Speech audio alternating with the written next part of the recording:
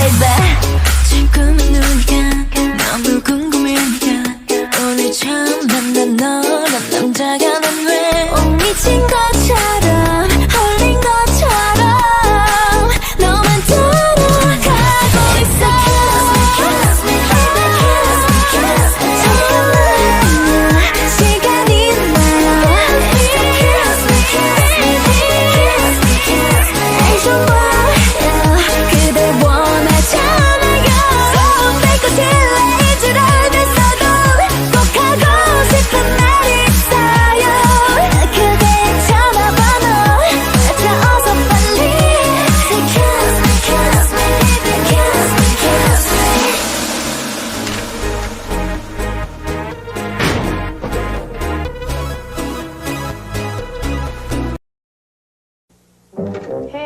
Don't Israel. My ego. Don't Israel. My ego, Jessica.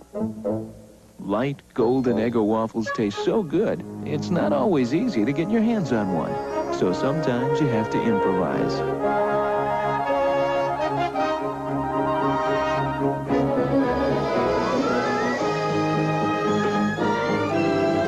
Don't Israel. My ego, please.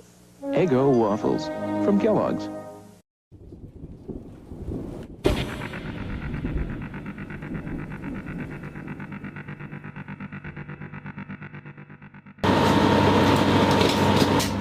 Did you just Israel my juice?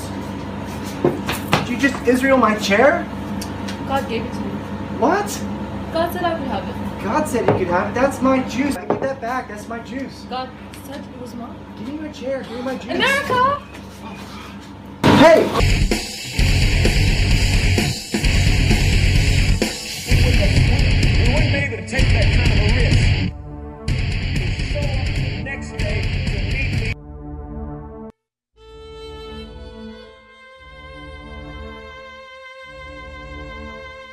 Allah Akbar!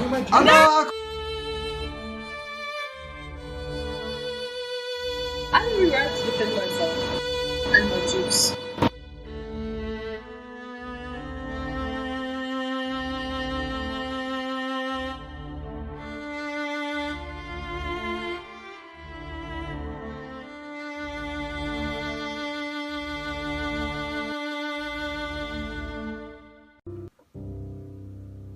Have you or someone you love been indoctrinated into cultural Marxism by liberal professors?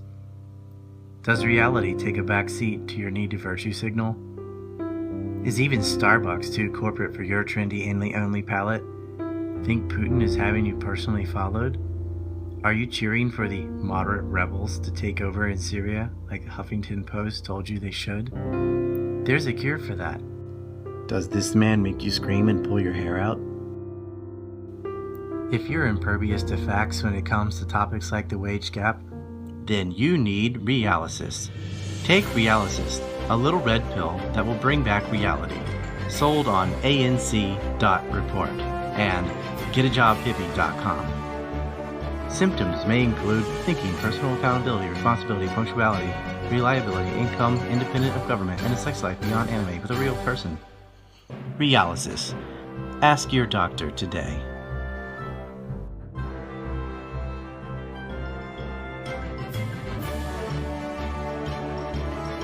Special extreme cases may require reading books by Ron Paul or Thomas Sowell.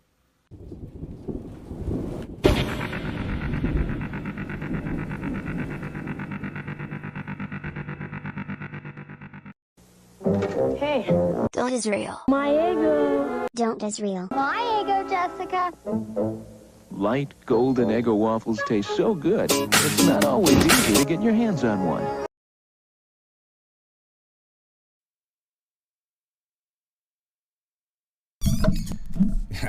Oops. Yeah, Don't Israel. I thought this was pretty cool artwork. The Cozy Historian. Someone stuck that in there. That was pretty cool. Let's see. We're going to be talking about what's keeping Africa down, and I got a film for you.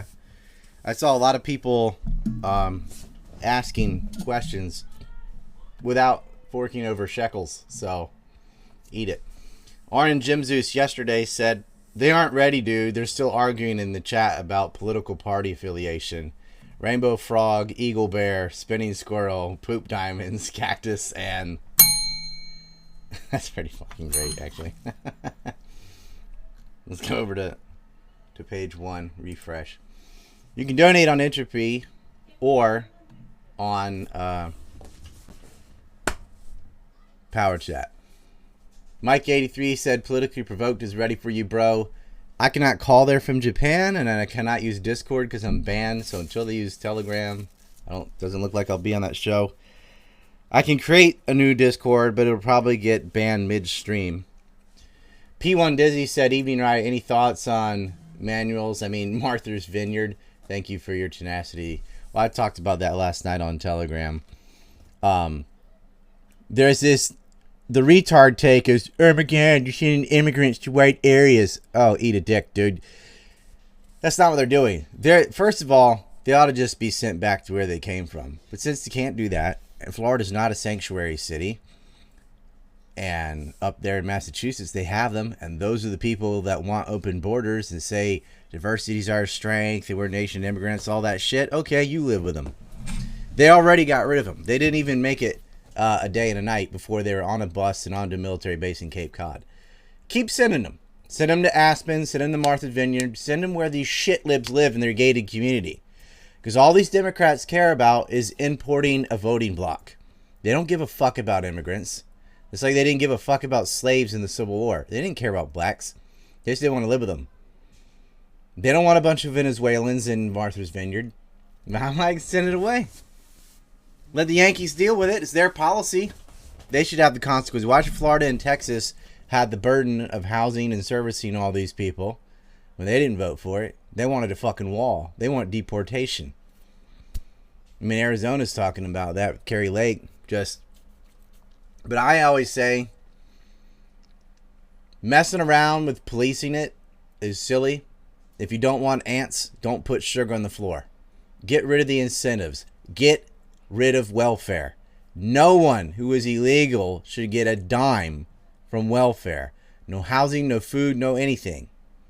You can get a free ride back to Tijuana or whatever. That's it. If you don't put sugar on the floor, you won't get ants. Trying to build walls, they'll build ladders. They'll come overstay their visas, whatever. You have to have consequences for breaking the law. There is a perfectly legal way to come. So there's no excuse to be illegal. They ought to go to prison or get deported. Or maybe we can start a concentration camp. I don't know. But the next best thing is sending them to Martha's Vineyard. I can think of no better place for them. Let the liberals stew in their own policy. RM Jinzu says they're not ready. Oh, I got that one. He says they're not ready again. Twice he expressed that opinion. Okay, we're going to be talking about Africa. And I'm sure the Mabel Curve fanatics will be going nuts. The 1350 crew and all that. It's way more than 50, by the way. It's way more than 55. I mean, Chicago alone, they're not counting crime statistics because they half these places, San Francisco and L.A., land, they don't even put people in jail if they steal less than $950 worth of stuff. They're just in and out the same day. It's the same criminals doing it over and over again because there's no consequence. They allowed Antifa to just go around and loot stores and burn cities. Nothing happened to them. Nobody went to jail. If you defended your property, you got prosecuted. But if you're looting someone's property and assaulting people and committing acts of arson, and in some cases murder, nothing happens.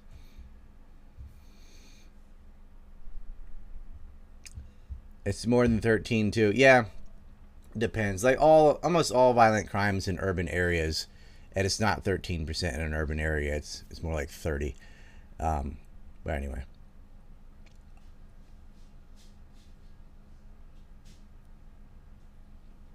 Yeah, we got the meme retards.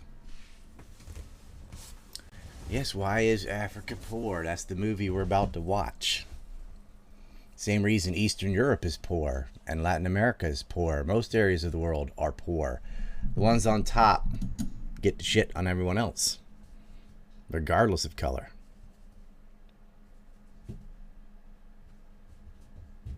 Do we have it? Finally, we got an actual question on Power Chat. All right. I thought there was supposed to be a little bell. It went ka-ding, but maybe not.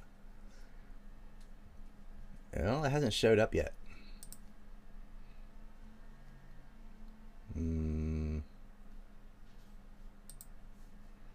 Oh, you're saying got questions, then you can go to Power Chat. Yeah, I thought you were saying I have one on there. I do not.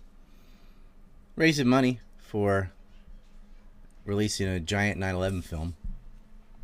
But doesn't matter what we talk about, whether it's Ukraine, the wars, or Syria, or Israel stealing uranium, or whatever. All anyone ever wants to talk about is race and religion.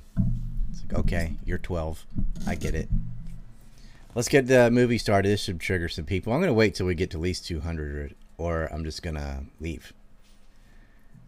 I know it's Sunday morning here, so my family's going to be going to church right after this, but it's Saturday night most other places. You think the incel community would be home at night on Saturday. I guess that's when they have their giant game of Halo or whatever.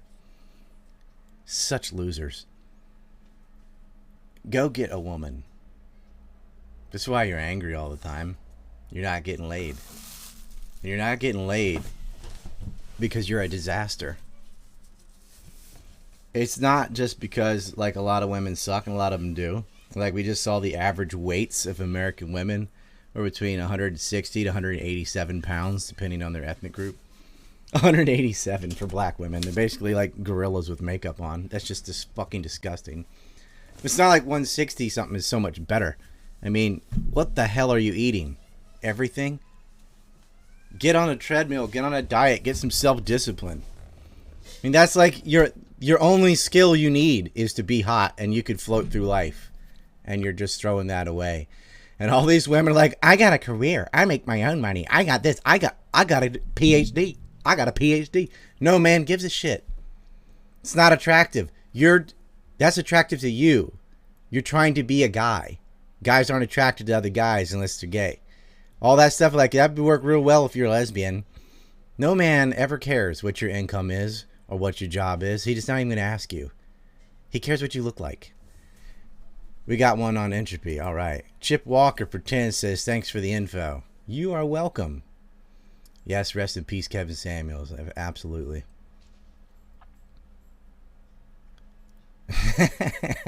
Face Gosling.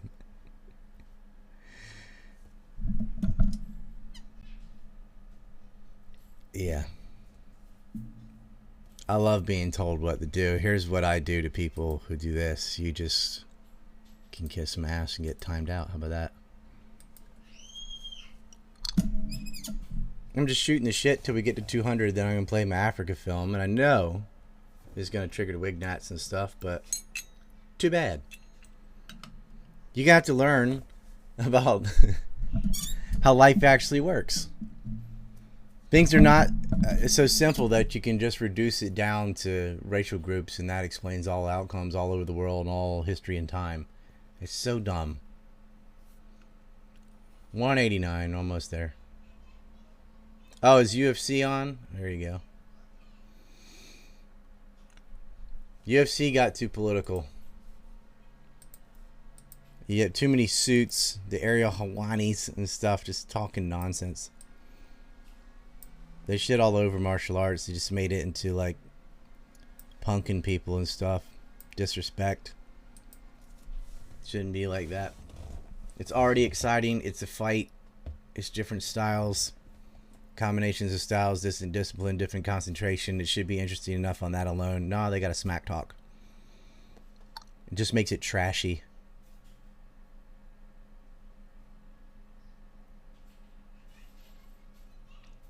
Is Adam in chat? I don't see him.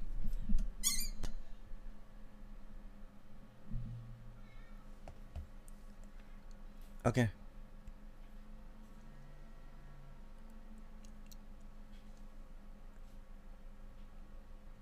Some of the cozy chat is just toxic. You Zoomers need a life and education.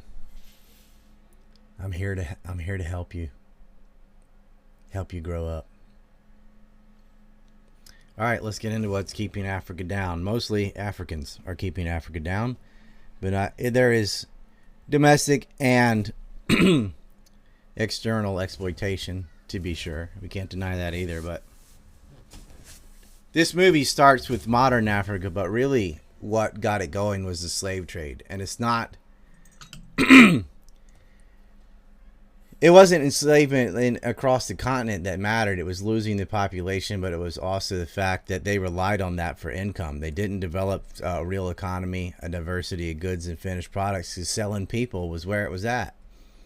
And when that was made illegal, they had nothing else to offer. And they went broke.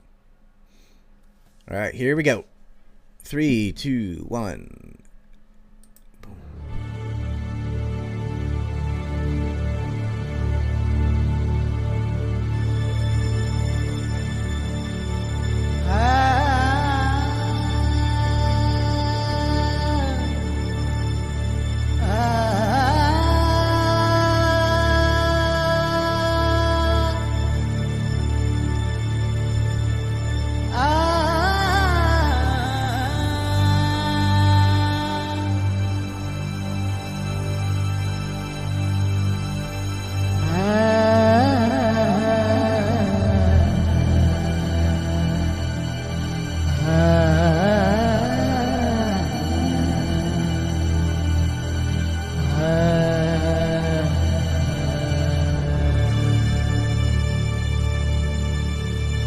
Neo-colonialism in Africa.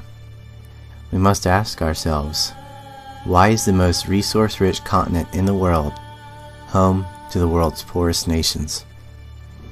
Is the developed world sincere in its proclamation to help the developing world rise? Or is this humanitarian lipstick on an imperialist pig? Do corporate conglomerates and the IMF work in collusion to maintain the first world, third world economic order? Yes. How? Several methods are used by each, and sometimes they work in tandem. Nearly the entire continent of Africa continues to be victimized by the former colonial powers. A variety of methods are being used to justify economic exploitation by governments, multinational corporations, and financial institutions. The media masks this theft behind a humanitarian facade, and the public throws their support behind what they believe is economic aid, assistance in health, or fighting terrorism. The reality is that behind these do-gooder pretexts, a trio of banking, corporate, and military interests are running a racket over African resources, wealth, and lives. Exposing the methods behind the exploitation could end the public support for the political policies which enable the entire process. African nations need economic independence. Rich in mineral wealth and agriculture, there is no reason many nations should face cyclical famines and rank as some of the poorest nations in the world. A case study in the Swiss company Glencore and its transfer pricing, the IMF and USAID's intentional predatory lending, and military intervention by the US, France, and the UK will illuminate how such a wealthy continent has so much poverty. People should not accept on faith that large corporations or financial institutions really have Africa's best interest at heart when they are making policies. Much of Africa speaks European languages because of colonial times. The colonial method is easy to understand. The side with the stronger military straight up murders and steals from the country they are exploiting, and they set up a government in the area that they conquer to manage their corporate affairs. After all, that is what a government is. Governments are management arms of the wealthy ruling classes. In the modern era, it became no longer acceptable in the world community to simply physically dominate an area with a military. We saw the US shift its Indian killing and shooting buffalo to steal land to a more subtle approach. The Bureau of Indian Affairs was created, and the land theft was given a more acceptable pretext. Pseudo-environmental or scientific organizations would take the land under the banners of preservation or study. This is how the Forest Reserve took land from the Tao, followed by the National Park Service in the East Coast doing the same. The reservation system, where corporations sign 99-year land leases with the utterly desperate and control all the resources, became the beta test for what the Europeans and later the Chinese implemented in Africa. In short, the old colonial powers are creating banana republics. The North Atlantic Treaty Organization, or NATO, and various intelligence agencies of its member states have worked hand in glove with terrorist groups, using states like Saudi Arabia as middlemen to ensure plausible deniability. The Salafis now serve as a convenient pretext for Western military's continued presence, much like yelling communists used to do. In Somalia, it's Al-Shabaab. In Nigeria, it's Boko Haram. These groups are indistinguishable in their brutality, however, from the police in both countries, who do a side business of kidnapping and murder. It's no longer about securing the resources, it's about making sure the neocolonial's target doesn't have them. Creating an economic dependency on Western powers is what allows the International Monetary Fund and other international predatory lenders to continue to exploit the Third World, as well as prevent any economic or military challenges to the current world order of Western hegemony. We saw this recently in Ukraine. The CIA is nothing but covert guns for hire for corporate America. They enjoy legal immunity and the ability to classify their crimes by simply claiming any incriminating evidence is a threat to national security. Their behavior is indistinguishable from any large terrorist organization. In fact, most terrorist organizations are fostered by the CIA or some other intelligence organization. But this is a double standard that we live by. It's not terrorism when we do it. Colonialism in Africa is both economic and militaristic. Sometimes the military is outsourced. The former head of Ugandan intelligence, Paul Kagame, is now the murderous monster ruling Rwanda. He has slaughtered millions in the DRC, Democratic Republic of the Congo. Yet 40% of Rwanda's budget comes from the United States and the United Kingdom. They try to uphold Rwanda as a success story. There is nothing successful about murdering literally millions of people. To quote a Daily Mail article by Ian Burrill, women and children desperately sick and weak after months on the run were finally caught by the Rwandan army commander, Papi Kamanzi. He told them he would give them food and then send them home. But he now admits that he was lying and says, "We took them instead into the forest and killed them with a small hatchet." He dispatched scores with a blow to the back of the skull. As the bloodbath went on, his soldiers' methods became cruder. "We could kill more than 100 a day," he said. "We used ropes. It was the fastest way, and we didn't spill blood. 2 of us would place the guy on the ground, wrap a rope around his neck once, then pull hard." The reason this young commander in an elite unit and a father of 2 young children carried out these horrific massacres of the Congolese is simple. In a chilling refrain so familiar with the darkest deeds in history, he says, "We were ordered to do it." Paul Kagame ordered them to do it. Notice that is just from one commander, and they were killing 100 a day. 100 people a day. While the UN was condemning Rwanda, aiding the M23 rebels in the Congo, they were simultaneously giving the Rwandan military tens of millions of dollars for thousands of Rwandan peacekeepers, so-called peacekeepers, who were under the UN control in Darfur. Now the whole world heard about Darfur. Hollywood celebrities made it a very posh cause. You had George Clooney and Angelina Jolie out there. But there was silence about the killings going on in the Congo. The purpose for the attention on Sudan was because it was in U.S. interest to create a North and South Sudan, which they did. The conflict shut down Chinese contracts on oil fields. According to WikiLeaks, the CIA funded both sides of the conflict, both Mashar's rebels and the President Salva Kiir's soldiers. The former CIA nominee and former National Security Advisor Tony Lake is now the executive director of UNICEF, the organization to help children. But he stood by as Somalis starved to death in droves.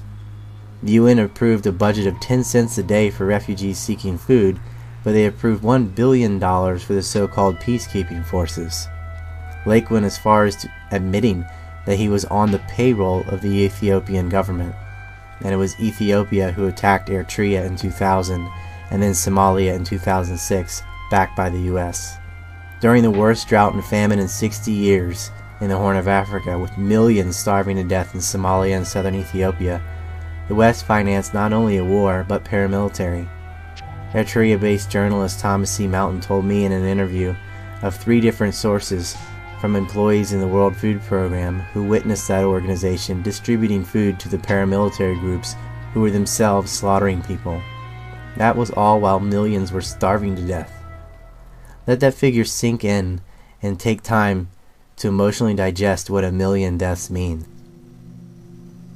Then we had the French intervention in Mali and of course NATO's backed invasion of Libya, which has created a haven for Al-Qaeda and other Wahhabi terrorist groups.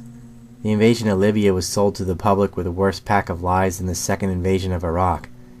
Gaddafi was guilty of building infrastructure and creating economic independence for his state. Why export raw goods to Europe where finished products are made and sold all over the world when Africa could manufacture and sell them themselves? This would free them from the perpetual loan system of intentional debt. Gaddafi had to go. The war was sold on grandiose claims for humanitarian intervention. Each turned out to be lies.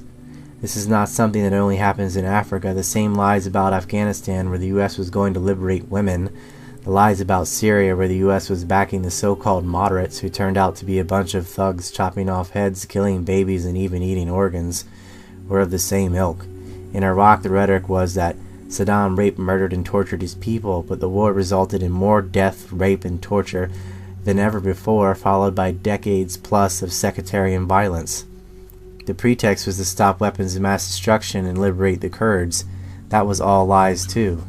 In Egypt, from Mubarak to Sisi, the government has received the second highest amount of U.S. aid after Israel in the world. Also, the IMF continues to roll over loans so long as Egypt follows Western policies. The living conditions there for the common people are so bad that it has sparked several attempted revolutions. Sadly, the military coup that finalized was just more of the same. And sometimes colonialism takes a more economic rather than paramilitary route. Let's look at a real-world example in Africa, in Zambia, for example. Zambia is not on the world's conscious radar. What happens there will not cause the kind of commotion that it would if it were happening in France or Ireland or some nation more intertwined with U.S. history. The world narrative in history is very U.S.-centric. Zambia has the largest copper reserves in Africa. The largest copper mining company in Zambia is Glencore, and Glencore is the largest commodities trader in the world with a yearly turnover of over 180 billion US dollars. That's 8 times the GDP of Zambia. I'll talk more about their criminal founder later. But over a 10-year period, multinational corporations have extracted over $29 billion in US dollars from the copper mines in Zambia. The tax revenue for this has not gone to Zambia. The pollution and other problems from the mines, however, have.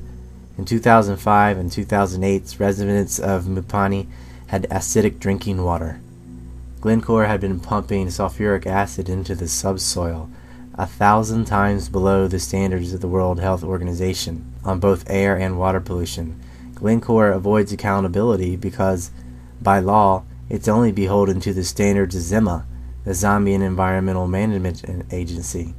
An agency, of course, created by the government for the purpose of setting low standards, much like the EPA in the U.S. The Zambian government, of course, is not independent, is completely at the mercy of the IMF and World Bank. Between 2001 and 2008, thanks in large part to the U.S. housing bubble being created by banksters, easy credit, fraudulent ratings on CDOs, under-leveraged SIBs, and teaser ARMs, the price of copper tripled. It was so high that Americans were robbing foreclosed houses to steal the copper pipes and sell them on the black market. In Zambia, however, the foreign investors paid virtually no profit taxes. The way around paying the tax was something called transfer pricing.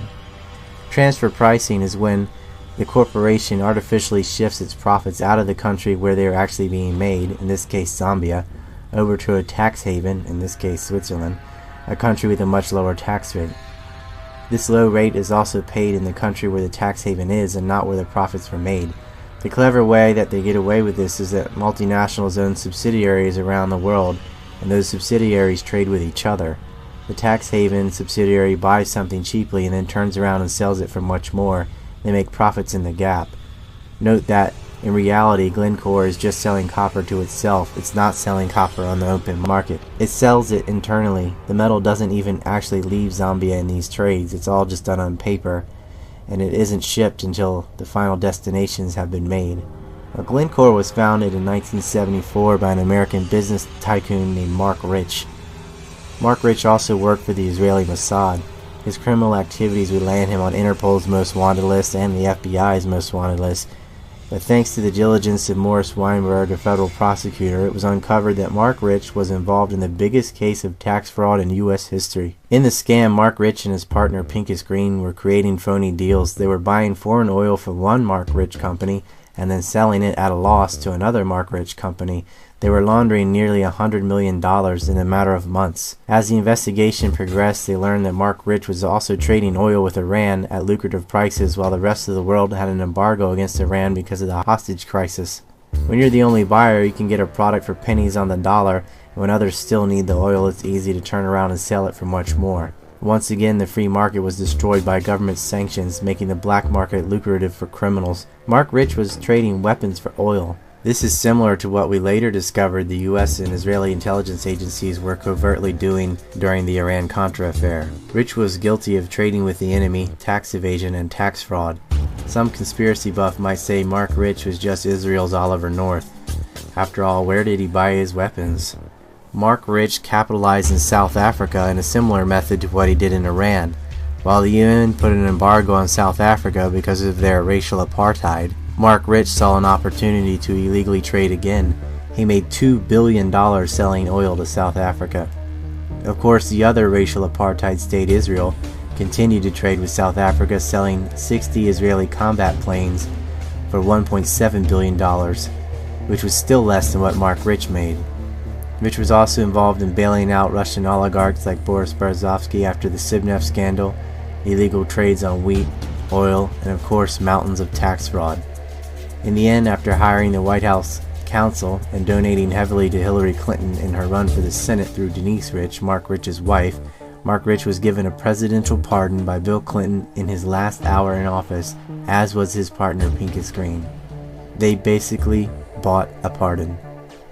Corporate crooks can't take all the blame. It's silly the degree of dogmatism you find in factions wanting to blame either government or private industry at the exclusion of the other. Corruption appears everywhere, but never to the scale that you will find it when it's done by government. President Chiluba of Zambia is who privatized the copper mines.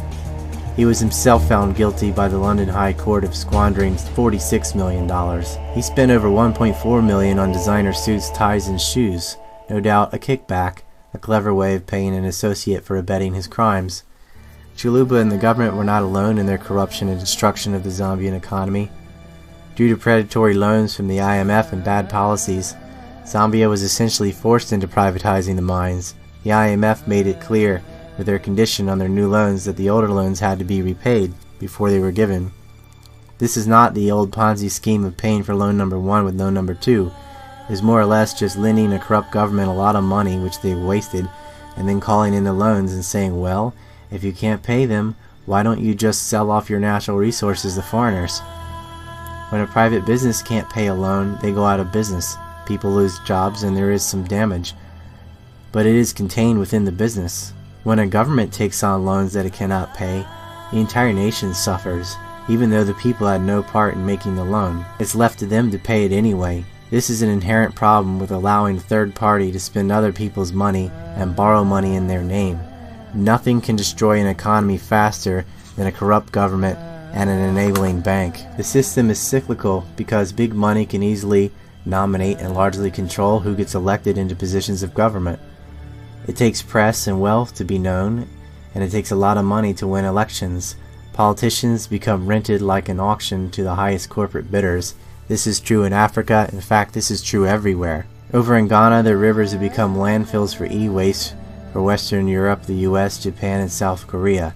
Children are getting lung illnesses from burning the trash to get access to metals that were in the computers, which they can sell. The irony is most of those metals come from Africa to begin with, but their governments have rolled over and allowed this. So how do we get out of this sinkhole? Gaining financial independence is a must. Perpetual debt under a series of loans from a bank will not create stability, especially from the IMF or World Bank. Perhaps if the BRIC nations, Brazil, Russia, India, China, and South Africa do create their own bank, this could be a healthy competition against the banks in Washington, D.C. But if the loans are to be taken, let them be taken for manufacturing. Africa needs to be making its own finished products rather than just selling its raw resources abroad. As for the contracts that exist, transfer pricing and tax evasion have to end.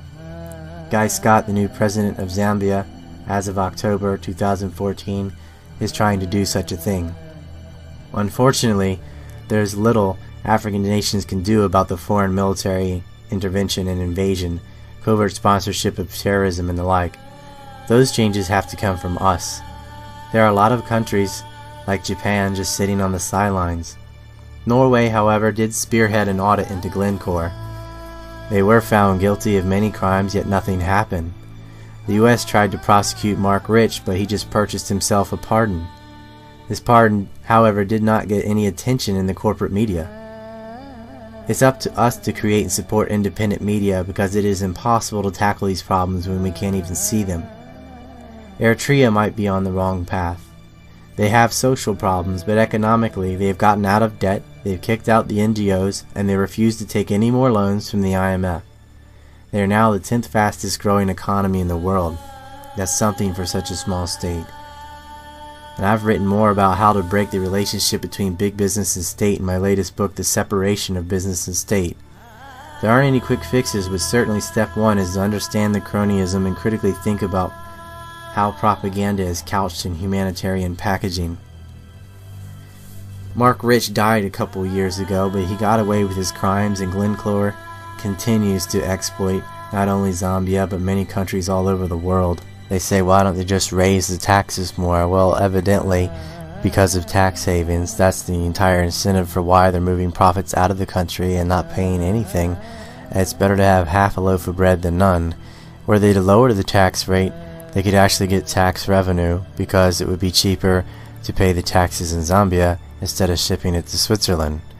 And if they got loans for manufacturing and made finished goods, instead of getting loans to build schools and hospitals and roads, which don't create any revenue for an extremely long time, you don't see the payoff in that. What they could do is manufacture finished products, sell them, and use that revenue to purchase their schools and hospitals and roads debt-free.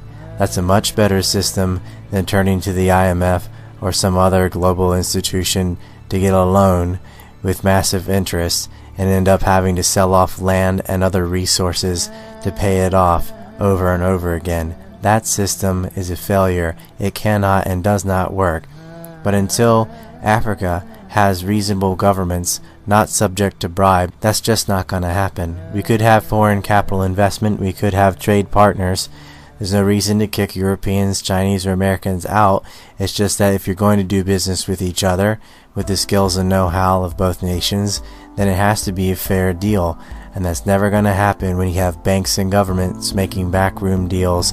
And until we have a functional media pointing out the ills and crimes that are going on between the collusion of business and state, nothing is going to be fixed. It will be more of the same rented government who sells the populace out to giant corporations who bribe them. The same way AIPAC bribes Congress in the United States and dictates Middle Eastern policy for America against its own interests. We must separate business and state. There's a synopsis of the common economic problems that are caused by banks, governments, and corporations that go as follows. 1, you have predatory lending by the IMF, World Bank, and then foreign aid, which is also sent to governments as a predatory loan. You have corruption in government. That can be wars, detrimental borrowing, lax environmental regulation, accepting bribes, creating horrible contracts with private foreign industries, not investing in manufacturing, and so forth. You have foreign intervention. That's foreign intelligence agencies fostering sectarian violence, covertly arming terrorists, war, propaganda, flooding the area with drugs, and so on. And then, of course, you have corporate cheats. That's transfer pricing, tax fraud, pollution, privatizing by using debt as leverage to force sales, bribing government officials for lucrative deals, and so on. It is silly just to blame corporations or government or big banks. They are all involved. Of the three, government is the main problem, for the corporations and banks do their damage through the collusion of a government. The bank cannot inflate currency with a loan without the government accepting a loan. Corporations can't exploit any more than the governments allow them to do so. So if we are to strike the root, then we must have good governance. To have good governance, we have to have good media. And to have good media, we have to sponsor independent media, because the corporate media has the same problem as the corporate government. Mining and agriculture need to be leading into products through manufacturing. This is the main difference between the first and third world. The failings of African governments cannot simply point to the outside for all their problems. Much of the blame should land squarely on their own corruption and bad policies. Looking at American cities, for example, some fail and some thrive. The determining factors for success or failure is not the demographic makeup, nor is it as simple as declaring racism. Policies born out of entitlement have been just as damaging as prejudice. Rewarding self-defeating behavior is a recipe for disaster, and holding ethnic groups to lower standards than others is condescending and detrimental. Poverty cannot be fixed by handouts or predatory loans. Poverty is fixed by work ethic, production, and trade. The colonial past cannot justify modern racism by Africans towards outsiders and non-natives. Racism is not one direction, but the stigma toward it by liberals often is. When white farmers in South Africa are killed and their land stolen, this is a criminal and illegal act. A situation is developing where white farmers acquired land by fraud or force in the past from black farmers, and increasingly white farmers are being targeted, with the result being a lack of farmers. Agriculture is skilled labor and a very dangerous economic sector to throw into imbalance. A chicken is a chicken, an egg is an egg. It matters not what color the chicken's farmer was. Parts of Africa have domestic corruption and social ills like racism and tribalism to deal with, and they must deal with all of the same problems from foreigners. Both are true, and it's not a pissing contest. That said and acknowledged, it is almost impossible to move ahead when stronger economies and militaries have a vested interest in sustaining failure. Failed states are a benefit for nations like the United Arab Emirates, which uses Sudanese mercenaries as cannon fodder for its war with Yemen. Men in work or starve positions turn to soldiering or crime, and women turn to prostitution. Others attempt to migrate. Migrants consist of a whole spectrum of people. Some want work, some want handouts, some seek assimilation, and some refuse to do these. All of these things are true. Suffice it to say, simply absorbing mass third world populations is not a solution. You will not bring them up, they will bring you down. The third world must have its problems fixed where they exist. Strike the root, not the symptoms. Economies in Africa are caught in a tug-of-war between China and the United States. China wants more sources of oil and gas, and America wants to deprive them of that. So East Africa has become a geopolitical battlefield. Both sides of the choking points for the maritime Silk Road are embroiled in conflict, Somalia and Yemen. Pinch the MSR, making each important, and each hostile. On the African side, North Sudan, Djibouti, and Eritrea all line the Red Sea, essentially as port countries. Sudan was divided into North and South Sudan, or Sudan and South Sudan, in 2011. The oil's in the south, the pipelines and ports are in the north. You can see how this poses problems.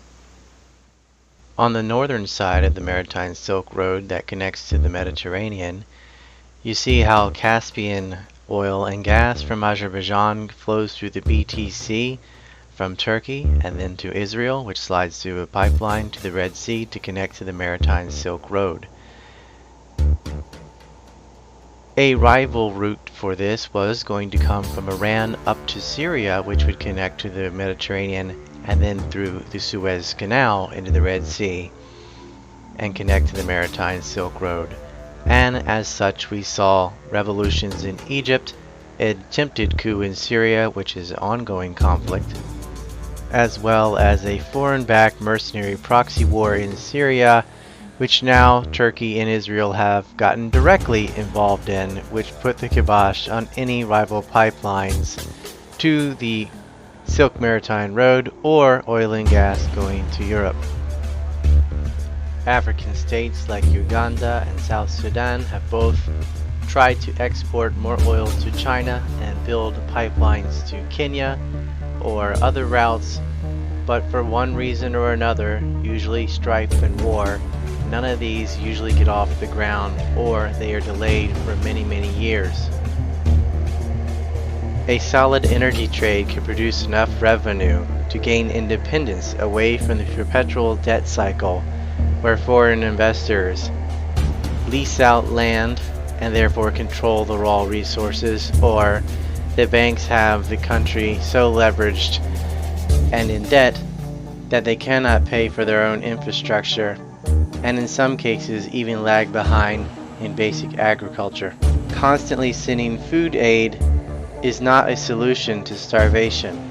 Improving farming is a way out of the handout gambit. Food aid is destroying African farming. How can a farmer get good prices and have any incentive to farm if their products must compete with American food aid? Sure, we want to feed the hungry, but if the food is for free or ultra cheap, they become dependent on the handouts and do not develop their own agricultural base. Shortages increase prices, which increase incentives for more production and investment in the sector with the high demand. Sending aid disrupts this market and causes people to abandon the very industry they most need to build up because the profits have been removed. More producers mean more competition, which will gradually bring the prices back down again. That's basic market economics.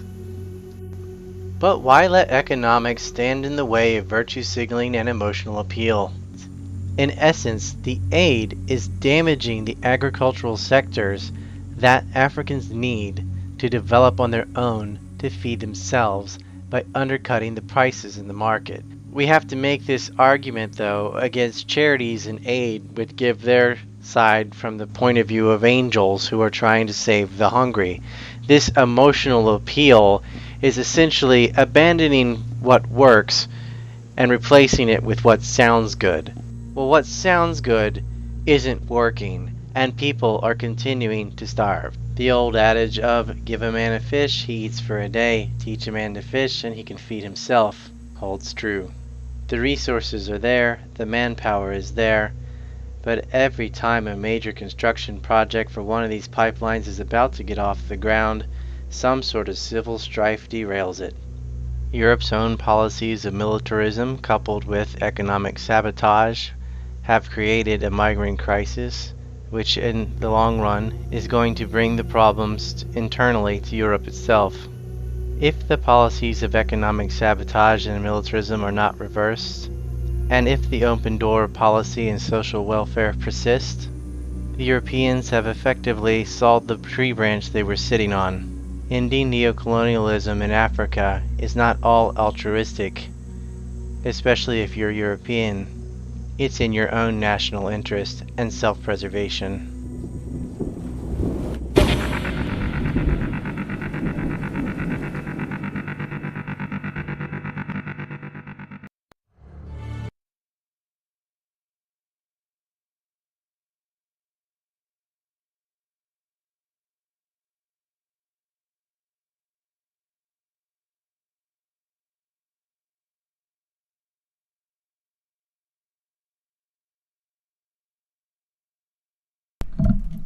Bam! There we go. Let's get rid of, oops. This studies. I did one in the Biafran War in Nigeria, too. But you get a light switch brain, people, and it's like, it's because you're black. Like, Northern Africa isn't black. It's Arab, mostly. But you'll have people that blame everything on Europeans, or blame everything on Africans, or blame everything on corporations, or everything on the state, or everything on the bankers' wars. They're all involved. There is domestic corruption. There is exploitation. But the government is the one that enables it all. As I said in the video, you can't give somebody a predatory loan unless there's the government accepting the loan. You can't just blame the lender. You have to blame the receiver. Corporations can't get away with any more exploitation than that government allows them to do. So changing the state is what matters the most. The only way to change the state is to change the press. When you don't own the press, when your press is, you don't have a chance. I mean, you've seen the same thing in Indochina with Asians, in East Europe with Europeans, with Latin Americans in Central America. Any race, any ethnic group can get fucked over by this group, regardless of where they live. That isn't why people fail. But when you infantilize people by telling them, oh, you don't need any personal responsibility or accountability, it's just racism, that's why you suck. No, people are not facing racism. There is a class difference. They have every handout, every privilege, which turns out to not be a privilege in the long run. You undermine people's credibility by holding them to lower standards. It doesn't, oh, we don't, right now, in places like in Illinois, several places in Illinois, they just won't arrest black gangs because there's too many blacks in jail, and they think they want equity. They want, equality of the outcome. Well, how does that help blacks as a whole to continue to let black criminals repeat crimes over and over and over again? It makes everybody unsafe. It makes people hate that group even more. Liberals, man. They fuck up the planet. It's real easy sale, too, if your argument's like, let's feed the starving children. We give them free food. And they don't see how bad welfare devastates the target area. Let's say you sell shoes and I put a shop up next to yours and I just give shoes away. How long are you going to stay in business? You're not. You're going to be out of business. And then I leave. And now what? No one has any shoes.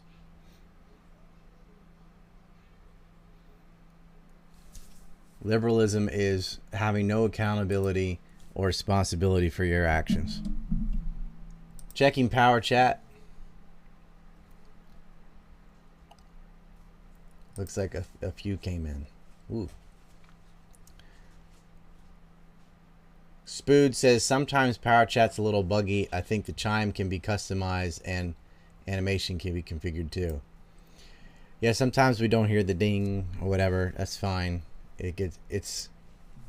Look, it's free market solutions. It's what somebody made. Voluntarist says, no respect for private property rights is also why Africa remains poor. Yeah, a lot of places, and also overregulation. Try starting a business in Somalia. Right? They always say it's anarchist. No, it's not. They have more regulations than anything. You got to pay for so many licenses and things to the state that no one has the initial capital except the uber wealthy to start any new kind of business. Someone sent 20 named Chai Jukuk, 5 from Spoods. Have you heard of Albert Schweitzer's African Notebook? It was a hard book to get hold of. The forward, the publisher put in there, pitifully ask whether Schweitzer is a saint or a paternalistic racist. I myself ask, ¿por qué no los dos? I'd go with paternalistic racist. That seems to be the incentive. And the thing is, African Americans don't care about Africa. Like, if no one cares about Africa, but of the few who do, it's whites.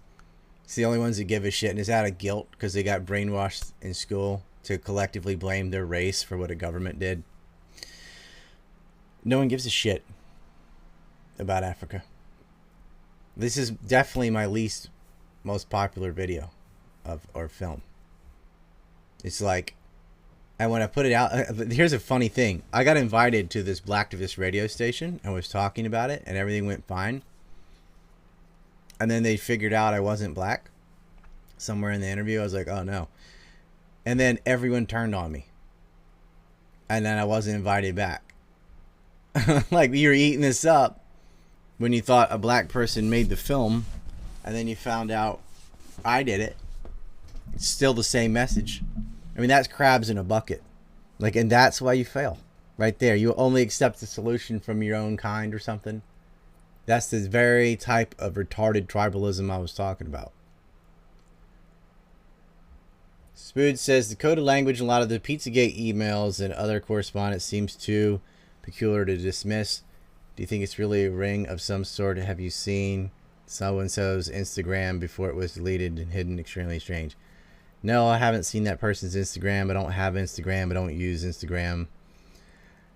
The coded language was about drugs, not kids, right? They're not keeping kids in the basement until March that have been there since Christmas or something. Like, it's talking about illegal drugs. Of course, these people are involved in human trafficking, but what they did with Pizzagate is the same thing Alex Jones does to everything. He takes a real problem and covers it in so much retard sauce that you'll never get to the bottom of it. And his idiot followers were like, broke into an actual pizza place because they thought there was a secret tunnel in the floor that went to some orphanage across the street where they were smuggling kids. That's not how they smuggle kids. Okay, they just bribe them to go on a field trip and then they never come back.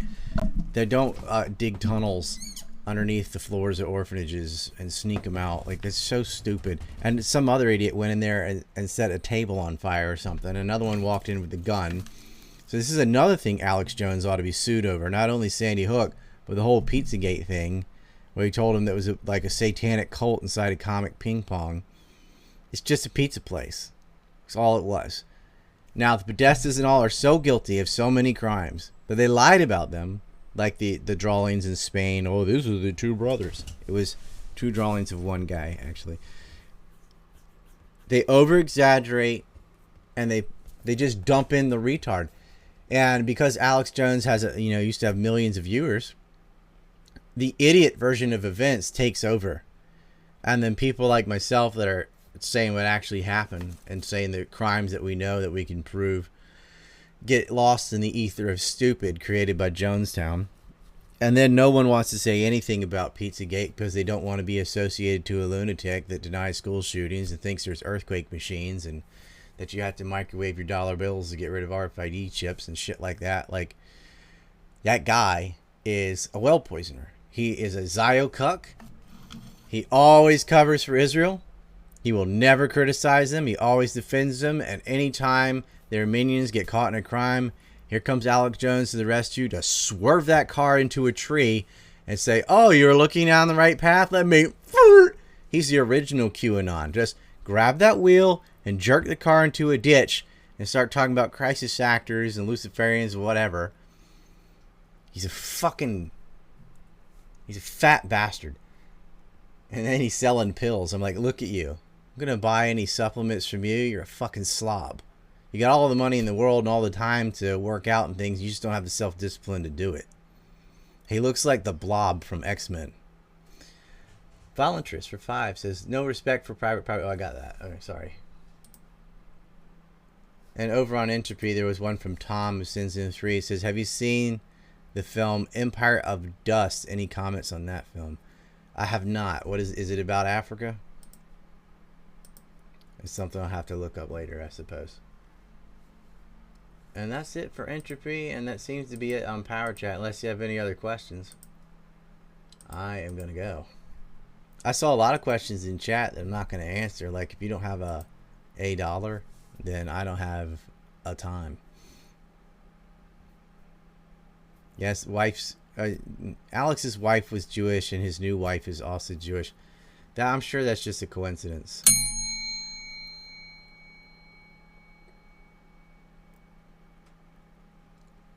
Nothing about Belton Road. There's no questions about this. This is amazing.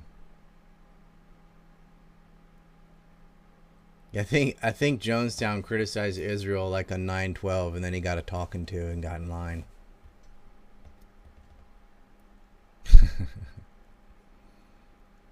You can make it rain, or I can walk. All right. Well, I guess it's Saturday night. Maybe, hopefully, you're either out working out or socializing. A lot of you spend too much time on the computer. Get out and talk to other people. Even if you're an introvert, just learn that skill. Fake it, whatever. You're still going to need that later in your life. Sometimes you give a little time. All right, I will give it some time.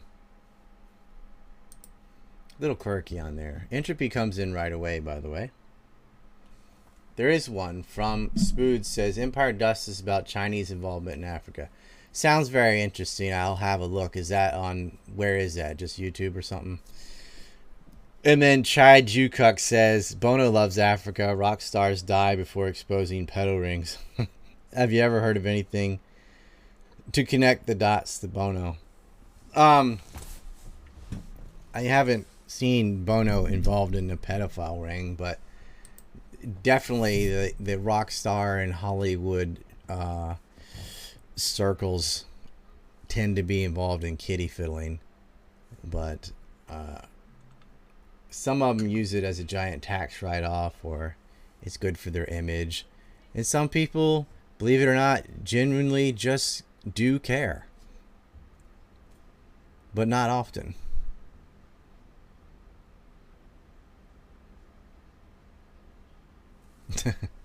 You can see in the graphic melon head being thrown out. That's hilarious. There's Alex right there. I'm telling you, folks, I'm gonna buy my supplements. Guy's such a piece of shit. Everybody would know about 9/11, like what actually happened by now, if Alex hadn't derailed that into cuckoo land. And I don't even know if he does it on purpose or they just use him as a useful idiot with a very predictable outcome. Like, just feed him this information and let him go. He'll take something like weather manipulation, which is real, like we can seed clouds and stuff, and be like, total weather control. They got a machine that makes earthquakes and blah, blah, causes tsunami in Haiti and Japan. Blah, blah, blah, blah, blah. They take a real thing and just exaggerate it to the nth degree, worse than a New Yorker, until it's unrecognizable from the truth. And then he'll be like, we got documents, folks. You scum. He's fucking awful.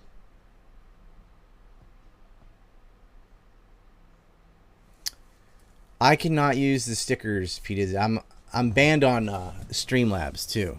So I can't use a lot of the little widgets and things that other people have. I will keep refreshing the power chat though.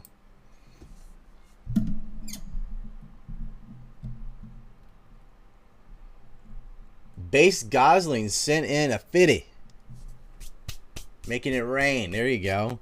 A dead Ulysses Grant. That's awesome. That was worth doing the film because of you, dude. Spoods for 3 says there's got to be a little bit more going on with Bohemian Grove than just weirdo fraternal antics, at least at some point, right? Well, all those people that go to these things, it's like a post-college fraternity with the fucking owl and all this stuff. These cults used to come out of men's clubs, and it's as Nixon said, the faggiest damn thing you'd ever seen. They do all these like mock sacrifices and stuff. These people are weird as hell because they all have God complex, supremacists. They think they're just better than the little people and the plebs and things. And a lot of people at those events are into raping children, which is just so sick. But the thing is, it could also be the other way around. People who are into fiddling kids get discovered and promoted because they're so easy to compromise. There's someone like George Soros who put his money behind you and help you get elected, so long as he has you by the short hairs, right? They got you on tape banging a kid in the ass. You're going to do everything they say. Like, we'll give you the money, we'll give you everything so you can get in and get power, but you're going to be our bitch and do everything we say.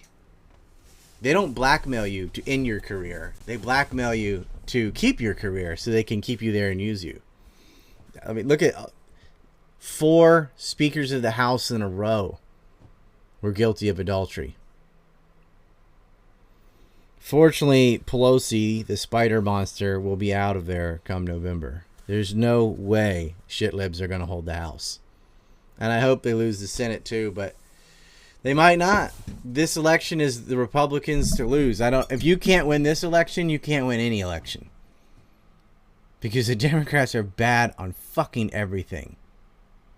And if you can't beat them, well, I guess it's hard up north where they just have mail-in votes with no ability to tell where they came from. They just cheat.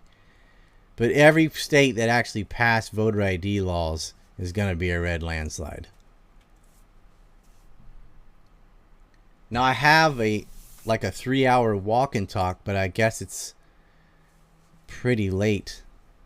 Well, I guess it's only 9 p.m. If you want it, we can drop it in here. But I have to go to church, but I'll put it in here if you like. Or we can just stick that on the website and you can listen to it whenever. I'll let the chat decide. Do you want a long walk and talk? We talked about a lot of shit last night. Talked about how New York is taking homeless and flying them to Hawaii. And then they're just stuck there.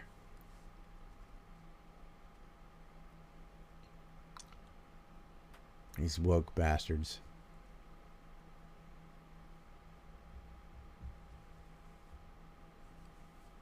Yes, I go to church. Why is that? It's a free language lesson.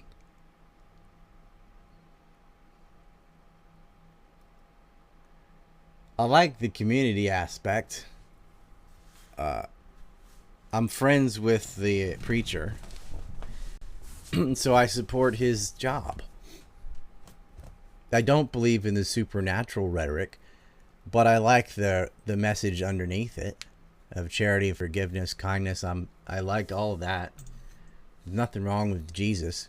There's nothing wrong with Superman, right? Like, he has good moral compass. He isn't real, but so.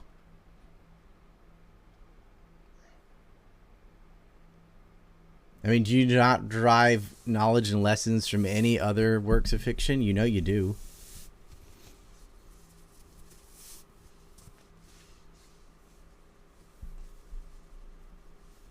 You're not going to convert me to shit. Alright. I'm not going to do the walk and talk. This chat doesn't deserve it. It's too retarded. See you tomorrow. Peace. Great ginger. He's about probably the best ginger in the world, and he makes great passes. No, the best redhead in the world is the Undertaker. Although he dyes his hair. Wait. The Undertaker is a ginger? I think so. That's false advertising. He's been he's black undead, haired, right? But he's undead. Yes. Okay. I think Axl Rose might be in the top 5 for gingers that don't suck. I don't know. Okay, anyway, let's be more serious. Could talk about Ukraine. Today was some really wild news. It looked like some tactics from a video game, like some BS. They're like, no, that didn't just happen. And the best word for it, you ready for this, would be, in the words of Ron Simmons, damn. Okay, everybody would laugh if they knew what was going on. Let's just blow up a dam. Okay, yes. Yeah, the Inglet River dam was blown, and it was already old and decrepit anyway, and so they sent some missiles that way and took it out. Water levels rose about 2 meters, and it flooded behind. This is so genius and insidious at the same time. Ukraine was launching another offensive in Kherson, several actually, and the punch hole where they had the most success last time and then where they got clapped, that kind of center shot, they tried it again. And the reason that one worked so well is because last time they put down pontoon bridges and then didn't cross them. They put down some more further down and crossed those. So Russia's like waiting for them to hit, go across this bridge and they're going to blow it up, and then they just never went across it. They made some more and went across those. It's a place where they can get across the river. Well, some of them were across the river and some of them weren't, and they have their pontoon bridges still behind them. So they have a bridgehead is what it's called. Their forces were across, but they couldn't penetrate the Russian lines. But the hardest part was over. They got across the river. That's where you're the biggest sitting duck, right? Well, by flooding the river, it widened and deepened it and washed a lot of their bridges away. So should they need to retreat? They cannot. Should they need reinforcements? They will not come. Should they need supplies? And they do. That's not coming either. So whatever already got across the bridges is there, but it cannot retreat, it cannot get supplies, and it cannot get reinforcements unless they build bigger bridges. And so they're stuck. And then what do you think happened? They got clapped, of course. Another cauldron, another envelopment, heavy losses for Ukraine. However, the medevacs that came by air, Russia did allow them to remove the dead and wounded and did not shoot down any of the aerial ambulances. So I guess there's a little bit of humanity in it, but the towns also lost fresh water and then raided the stores, and it's been a mess. Yeah, we got a question from chat from Tired AF, and he said, "Did you see those American mercenaries that got killed?" Yeah, I mean, I posted it on Telegram, so yes. Yes. There's a whole bunch of videos like that on the VK, but I think the one he's referring to is that couple got killed on tape. They're like, fuck, they're behind some sort of wooden fence on an earthwork, and there's one of them at least is a sniper, and dies right there on film while he's trying to return fire.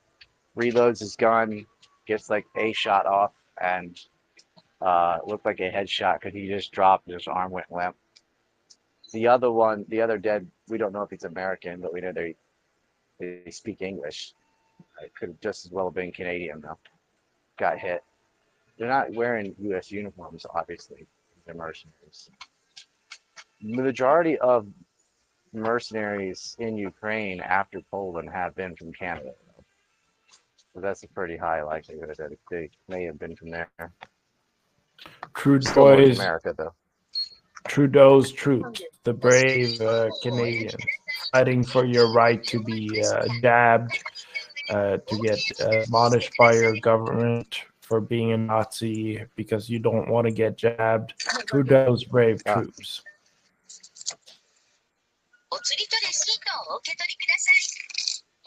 Trudeau's Castro's bastard, but a lot of Canucks went to Ukraine. They're like, oh, I was in Afghanistan. I can handle this. No, this is a different ball game. This time, the other side has an Air Force, artillery, a lot of toys the Taliban did not have.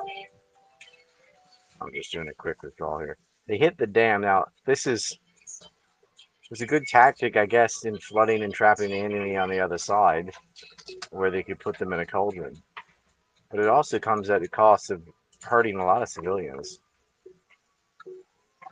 Not like Ukraine's ever cared about civilians, but Russia had been avoiding that up until this point as much as possible. And that line has now been crossed. They're causing the run out of water. They caused a lot of flooding. No one died in the floods or anything. It wasn't like that, but they ran out of fresh water. The stores are in a panic, and it did sweep away some cars and things that thought they were only near the river. Now they're in the river. There's a whole bunch of footage of this, but it went right down the line and it cut the Ukrainian forces in two, swept away their pontoon bridges, and the side that had already crossed was just stuck with their dick in the wind. I mean, they did not see that coming, right? It's like, oh yeah, they'll blow up a dam and then the river's going to widen behind us so we can't get away, can't get supplies, and can't get reinforcements.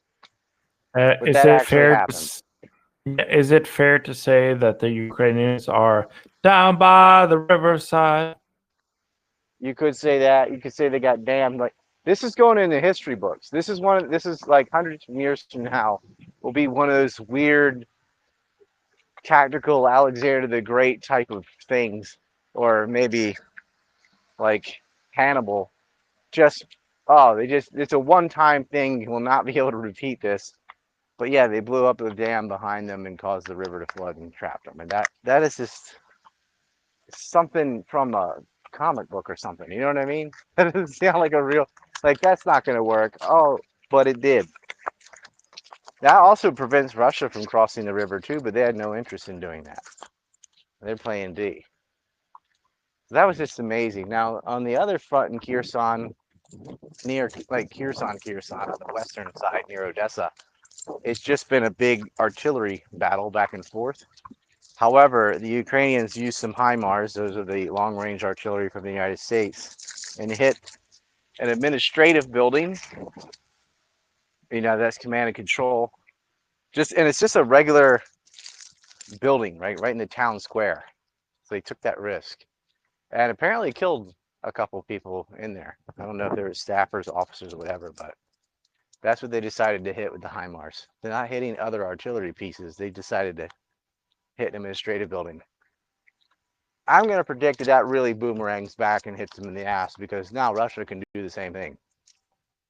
Except they can hit you anywhere because it's Russia.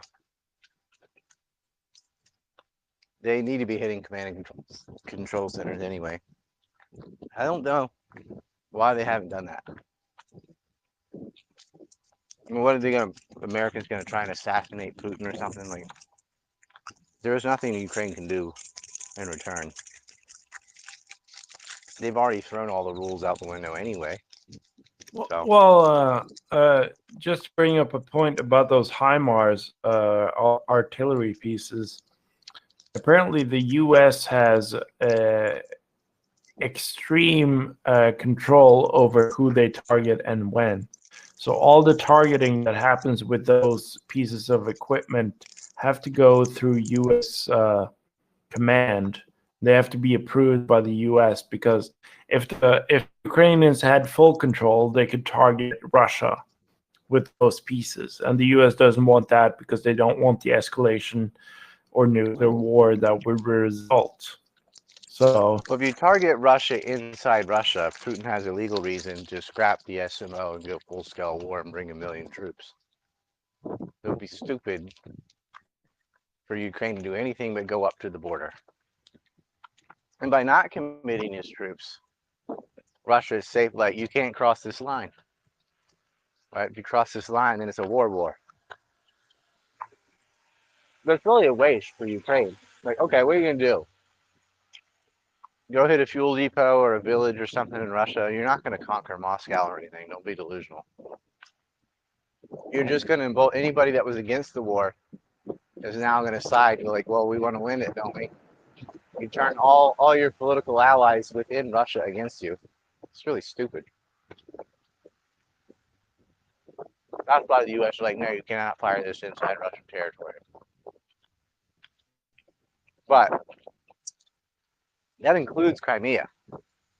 Because what Ukraine wanted to do desperately was blow up that bridge to Crimea and blow up things in Crimea. That wouldn't work. The payload from the HIMARS cannot take that bridge out. Well, you can put a little dent in the road or whatever, but this isn't like what people assume. You just fire a missile into a bridge and boom, the whole bridge blows up. Like, most missiles land on a bridge would just put like a pothole on the top of the asphalt. Not going to do that much for that range. These bridges are not like just a bridge for a 2-lane car or something made of concrete. These bridges are like made of earth and stone and huge metal. They're not going anywhere. And they actually did hit. They have hit the bridge before. Nothing happened. Cars just go around the hole, fill it in within the day. Psychological though. They love to be hitting dams back though, so that's the fear I have. Since Russia, they took out 2 dams actually already and damaged another one. So they flooded that river, but now Ukraine be wanting to hit dams inside Russia. But they're not allowed to hit inside Russia, at least not with the HIMARS. But they could hit inside Donbass. I don't know if there is such a target there though. The river kind of was the natural border anyway. There's the Bug on one side, and the Inglis and the Dnieper. Forget the name of the one all the way on the east, but there's another one. I Yes. guess that'd be it. Yeah. You know, that was a thing with Crimea too, is they needed their fresh water. That's why they went up to Kherson and grabbed all that in the beginning of the war. Ukraine was trying to withhold the water from them. Do you want to hear from the audience yet? Do you want to? Yeah. That's okay, fine. so we got Iceman 37. I'm allowing you to speak, so bring in the question. Hey, good morning, guys. I hope you guys are doing well.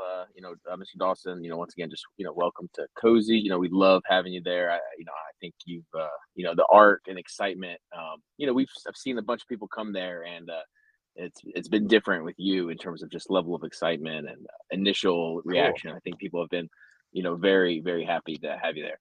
I just, just the anti-war message, I think it's one of the most unifying messages, here in America, the anti-war message. How much, flexibility does Putin have, at home with the support of his people, or, with this anti-war message? Is it pretty strong in Russia, or, are they fully behind him with this, or is it just kind Yeah. of a line he has to dance? No, Putin's very legal. He's very much like a lawyer, legalese type of guy.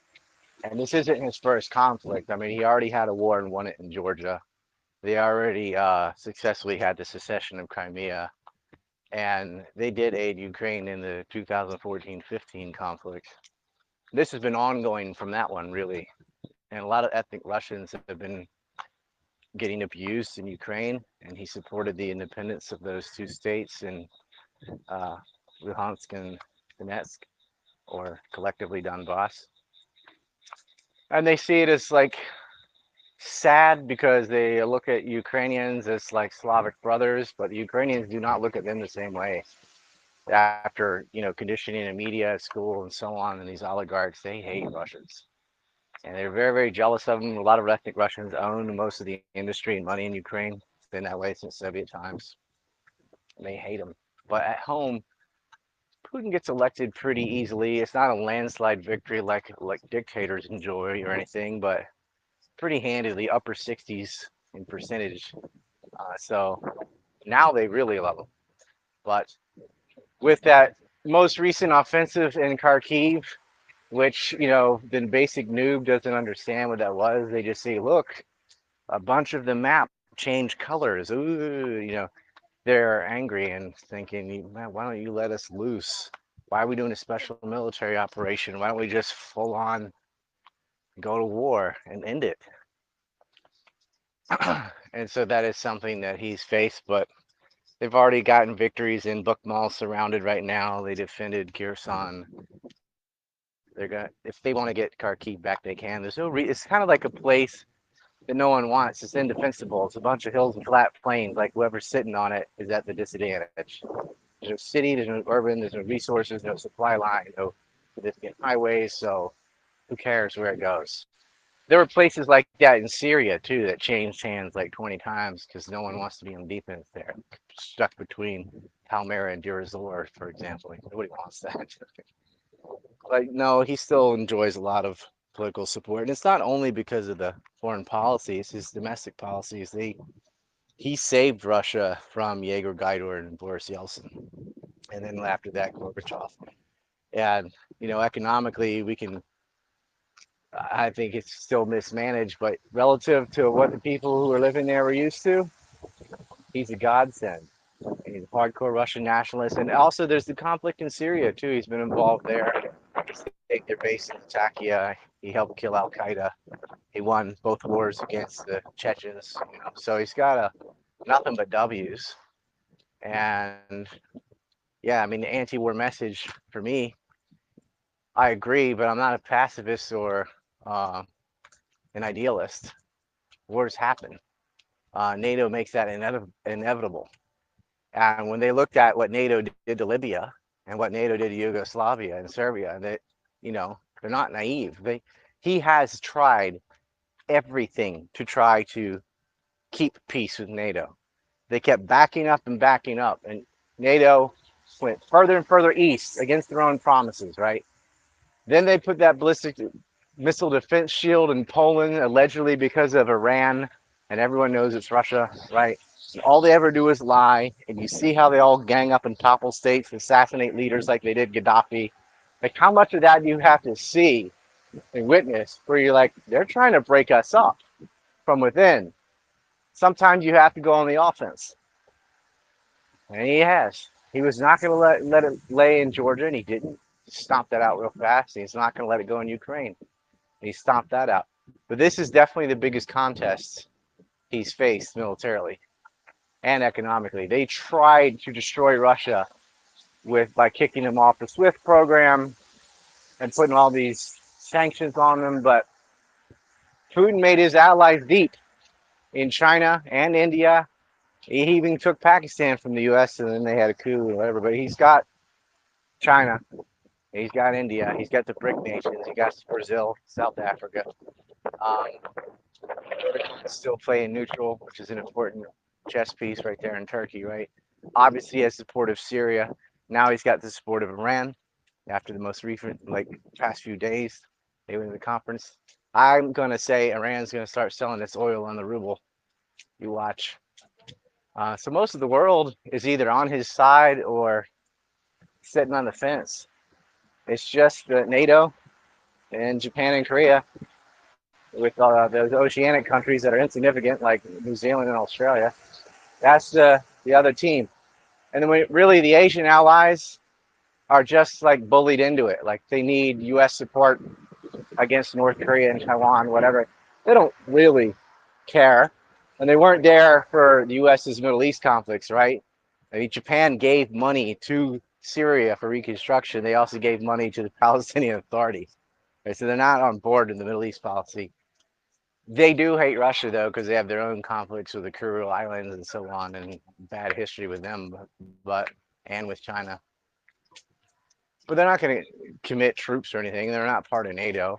The countries that are getting hurt by this the most are everybody in Europe, especially Germany. And you would hope an anti-war message would resonate, because look, you're just going to devastate yourselves economically, and the more weapons and personnel you pour into Ukraine, the longer the war is going to go on, and the more people are going to get killed. You're just crumbling up paper and throwing it in the fireplace. Just let it burn out. The more stuff you throw in there, the bigger the fire is, and the longer it's going to go. And they don't realize this. Like if they wanted to make Ukraine negotiate without NATO, Ukraine would negotiate tomorrow. It's being pushed by Europeans and Americans. And they could end this. Russia's not going to end this. They are never going to allow NATO trained troops and weapons on their border, on their doorstep. Especially they're talking about some of these F-35As that can carry nuclear warheads. That's not happening. It is an existential threat. And so everyone's for peace until the enemy's right on your border and is a real threat. Like the Cuban Missile Crisis. Like America wouldn't put up with that either. And you know, you can look at my record on Iraq and Syria, and I'm against all these wars, but there are times of conflict where it's like, hey, there is no other choice. I think the Civil War is one of those options. I think a lot of wars on Native Americans, from the Native American point of view, it was a matter of survival. Kill this army or get killed by it. You know, that's how it is. That's how it was for Donbass. It's unfortunate. Yeah, to echo the sentiments of Germany, das ist furchtbar. And we got DJ Cogdill ready to speak on the line. And by the way, we're going to turn it up on Cozy. They added me during 9/11 week when I had all these other commitments. So I've been just showing films and stuff and not doing that much live. Like, we're going to turn it up next week. I'm hoping Nick would be curious about some of the info I have on September 11th, because I heard everybody talking about it and I wasn't invited to the table. And I'm like, I know more than all of you on this table put together. And I'm not being arrogant. That's just a fact. I started studying this when a lot of them were like 4 or 5 years old. These people are only in their 20s right now. There's no way they're going to catch up. They're like Thanks for reminding me. Let's talk 9/11. I mean, that's sort of the what I'm known for knowing. Hopefully, it'll happen. DJ, go ahead. Hey, what's up? It's not Hello. normal for me to be up right, but it's Saturday, so it's okay. It's evening here. It's almost Sunday. Yeah. Yeah, it's 9 a.m. here. But I was thinking of Sundays of doing Reverend Rye or Deacon Dawson, but I don't know if they're ready for that. We're yeah, gonna get at the squirrel level. I got a DM from someone after that one stream where we're talking about all the religious stuff. Oh, the He said that subversion of Christianity. yeah, I mean, that's a yeah, fact. They subverted yeah. Judaism too. I'm not gonna say who DM'd me, but someone DM'd me and said that you should make a movie about that.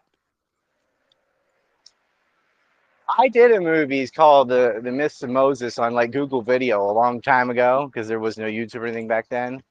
And you Yeah. know who Israeled it from me? A little thing Who? called Zeitgeist. It was like, wow, you did a movie with 3 segments that have nothing to do with each other. One on like religion, and then one on central banking, and then their communist solution or whatever. I'm like, well, I know someone else that made films about the first 2 parts of that Zeitgeist. Fuckers. Nah, I don't even know how to talk to someone about religion unless it's one-on-one. Because Yeah. it's like you got a whole bunch of people who've already been brainwashed and telling them this and that about their Bible or their Quran or whatever. And like they just don't get it. Half of them haven't even read it, not seriously sat down and read it cover to cover. They'll tell you that, but they haven't. And they've got all these presuppositions and stuff, and they're like, it's like taking on the 9/11 kook movement. Like, you're right, there is a 9/11 conspiracy, but what you're saying is so off the wall and missing the mark. And a lot of people take their religion, they're not, I won't call it theology, I'll call it religion, because they don't know anything about the philosophy or the history or anything. They just like either take it literally, which is the dumbest thing, or just don't know what they're talking about. And you can't undo the damage. It's irreversible. You can take like an intelligent person and sit down and walk through it and go through some of the other chronicles and missing books of the Bible and better interpretations and give them passage by passage. But it takes like all day, and you got to answer all the questions and stuff. You can't do that in mass because everybody's going to have different questions, and they're actually, most of them want to ask. They just want to tell you their dogma. Like, oh yeah, like I haven't heard that my whole life a million times. Right? Yeah. Oh yeah, there was literally a flood of the whole earth. Like, no, there wasn't. That's not even what that means. Okay, when you talk to fundamentalists, it's like that's where they put the fun in mental illness. That's where fundamentalist comes from. It's like you can't. I'm like, didn't you ever read these stories and think, man, God's a dick? I'm like, yeah, because that's not God. That's I don't care. Yeah, Someone else can make a movie basically. about it. That's not my job. I'm rather deal with like history and economics and stuff. Like, Okay, I I'd don't want rather. to burst in here, but I'm gonna. Tired AF said in chat, the 9/11 thing with Nick got tabled because Destiny puts it out, but Nick already said he wants to do a co-stream. So let's do that then. We don't need Destiny. Yeah. Like, we need Destiny. Who Because needs I can that tell you budget? what, it wouldn't matter if that manlet was at the table or not, because he'd just be sitting there with nothing to say and just source, and then I give the source and then keep talking, just like the Syria debate. That guy didn't know anything. His level of like political knowledge is CNN and Snopes. He's useless. He doesn't need to be there. I need Nick. He's got the audience and he knows how to translate things into Zoomer. Yeah. Because I don't. I'll tell you that. Like, they have other all these thing. acronyms and stuff, and I don't know what they're talking about. I need a basement liaison. It was hilarious in the chat the other day when you were like, "What is 07? What is 07?" Yeah, how would I know that? Oh, it looks like a picture of a guy giving a salute. I'm like, okay, I get it. Thanks. That's what that is. Why the fuck would I know that? at my age. I just We didn't even recently have learned what it texting is when not. myself. Yeah, cool. I mean, there's a million of those little things, and I'm like, Yeah. they're all on something right now. And I don't know what they're talking about. They've made up words. I was like, what is it? Spoon, whatever. Stooner, Coomer. I don't know all these double O words. Yeah, I would just encourage you to. I mean, it was a couple streams ago when you were really going in on chat on the. I mean, you went in pretty hard on the religion, like really talking about all the books, the multiple books and Revelations, and No, that uh, wasn't hard at all. Y'all, you've never oh, heard me go hard on religion then. Like I I ANC just has. That was like a slither of it. I just I think I, encourage you to continue to challenge the chat and to really challenge some of their beliefs and show them that you've done all the research and you know this shit inside and out. Well, I a know lot of them are just the Bible in and out really well. I don't know the Quran as well, but I don't think we have a lot of Muslims in chat. And just the a fact that lot there of are different varieties of an Abrahamic religion lets you know how subjective it is. But yeah, just treat the chat like shit and just continue to Oh, I I'm mean gonna just be you me. mogged them. Yeah. You mogged them pretty hard. I mean you see, I mean it gets them fired up. I mean these Zoomers, it's hilarious. What's I think I mogging? love it, man. What does that mean? Just like felting, you know what felting is? Just No. like throwing it in their face. no, he To doesn't. me, Mog is a challenge character it. from Final Fantasy. I don't know. That's MOG. That is like mugging. Is it like mugging somebody? It's just like to own them, basically, to challenge them, to just throw it in their face. Well, I mean, I guess, but I don't care about owning people. I just want them to learn shit. I know, but it's these people, they don't think that there anyone except Christians or Catholics can be in this movement of truth, and to Christians, really show Catholics them that are Christians, by the way. Just a denomination. You I have know. Protestants, Catholic, Eastern I'm just Orthodox. saying that, Yeah. right? Yeah, The I Mary know. worshippers There's a wide technically variety. are Christian. They just built a giant human hierarchy of popes and bishops and archbishops and things to steal your money. But, they still believe Christ is Savior and all the minimal requirements to be a Christian. So technically, Catholics are Christians. They're just really shitty ones. I always thought it. They never it was take Bible class. just They never go to Sunday school. They have communion every week. It's like Protestants do it once a month. So, okay, you have your Eucharist, you do your little ceremony and stuff, but the rest of the time you're studying the Bible. Catholics just do the rituals over and over and over again and never take any time to study anything. That's why they're just left, and that's on purpose, to keep them in the dark. Yeah, I think you summed it up really well when you were like, most people, they believe in the death, the burial, and the resurrection. They believe that Jesus is the Son of God, and then that's pretty much where They're just, I call them, willing to. I call them the just in case all the words Christians. to say to their friends. We call them just in Exactly. case. Yeah, I'll believe this because I don't want to go to hell. They never look at it. They never look at the messages from Jesus. Which is like, right, wow. Just like the whole If you really think this is God's Son or God made flesh or whatever you're thinking, why wouldn't you read everything he said over and over again? Because they don't really believe it. It's just like a team. It's a tribal thing. Like, oh, I'm one of these. Like, no, you're not. They don't read Elijah either, who was probably number 2 after Jesus. They don't care really about it. It's just like a badge, and Muslims are the same way. Jews are even worse because they tie a bloodline into it. Some people will be like, I'm an atheist Jew. I'm like, that's an oxymoron. It's one or the other. Or like, well, I'm half Jewish. I'm like, that doesn't make sense. What are you talking about? Are you talking about if you think Jews are a race? You're half Jewish, like half an ethnic group? Doesn't make any fucking sense. But it does in their head. Because they don't know the difference between a nationality, a religion, and an ethnicity and a race. It's all the same thing to them. I'm like, all right, well, you shouldn't open your mouth. Learn the definitions of words first. You can't be a Jewish atheist. Judaism is a religion. Like you can't be half Catholic. You're either Catholic or you're not. The only way you can be half a Catholic is to be a Catholic and get physically cut in half, I guess. Hey, they go, my mom's Jewish, but my dad's whatever. I'm like, your mom's white, and so is your dad. And Judaism was her religion. It's not a race. And if someone comes at the phenotype of what they're got big noses and stuff, I'm like, yep, some white people have big noses. So what? And most people that live around mountains, Persians, Ashkenazis, whatever, Turks, have large noses from any race. Andrew Illingworth and I did a thing on European phenotypes. We did a film on that.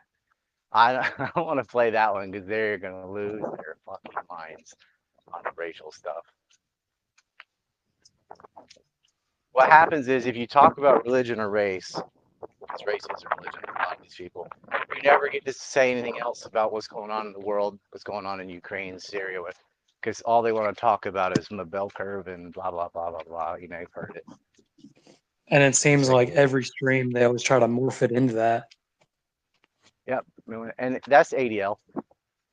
Most of these like supposed white nationalists are Jewish supremacists pretending to be Nazis. It's a sheep in wolf's clothing, to steal a phrase.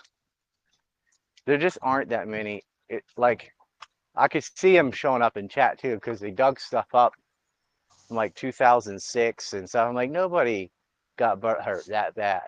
They crawled through all my material, most of which is gone because it's been deleted on all the major platforms, to find a single sentence that I uttered 22 years ago or whatever in the year 2000. I'm like, that's intelligence. That's being fed. Someone's got like a file on me and they go dig it. What about this thing? I'm like, you didn't find that. That was spoon fed to you. You're a useful idiot at best. And that's ADL. That's Mossad. They go around, they follow. You know, they were mentioning Nick in Congress the other day, right? And it was like completely out of context. And they labeled him a white nationalist and of course, right? In Congress. What does people on Cozy whatever matter so much to be brought up in Congress? Like, oh my God, somebody said mean jokes on the internet. It's the end of the world as we know it. According to them, it really is. Well, they called Kyle Rittenhouse a white supremacist. He clearly isn't. They called the January 6th protesters white supremacists. They clearly aren't. Like, if you haven't been called a Nazi yet, like, you're just not saying anything truthful online. That doesn't mean there are not also people who are actually that way, like Eric Stryker or something. But, I mean, that's somebody you can still be friends with, whatever. He just has some dumb takes on things, good takes on other things. It's just a guy. They're all people. Yeah. They act like if someone's racist, that they're just these horrible monsters. Like, no, I mean, that's just what they think. The fear of them is what gives them power. They don't have any power. It's just like they need a few to point to so they can associate them to everybody else they want to get rid of. I know, but that's what I'm saying though. If they ignore like they them, took Richard Spencer and put him on CNN several times. Like nobody would ever have heard of this guy except for the fact that you put him on national news over and over again. Then he gets to be the leader of that group because he's getting the most attention. Or like, you didn't ascend because of merit. You ascended because you're so toxic that that's the enemy they want. So you get to be on TV. And that's why he has any kind of following whatsoever, is because of his toxicity, and because they showed a spotlight on him. Well, I mean, he's on TV.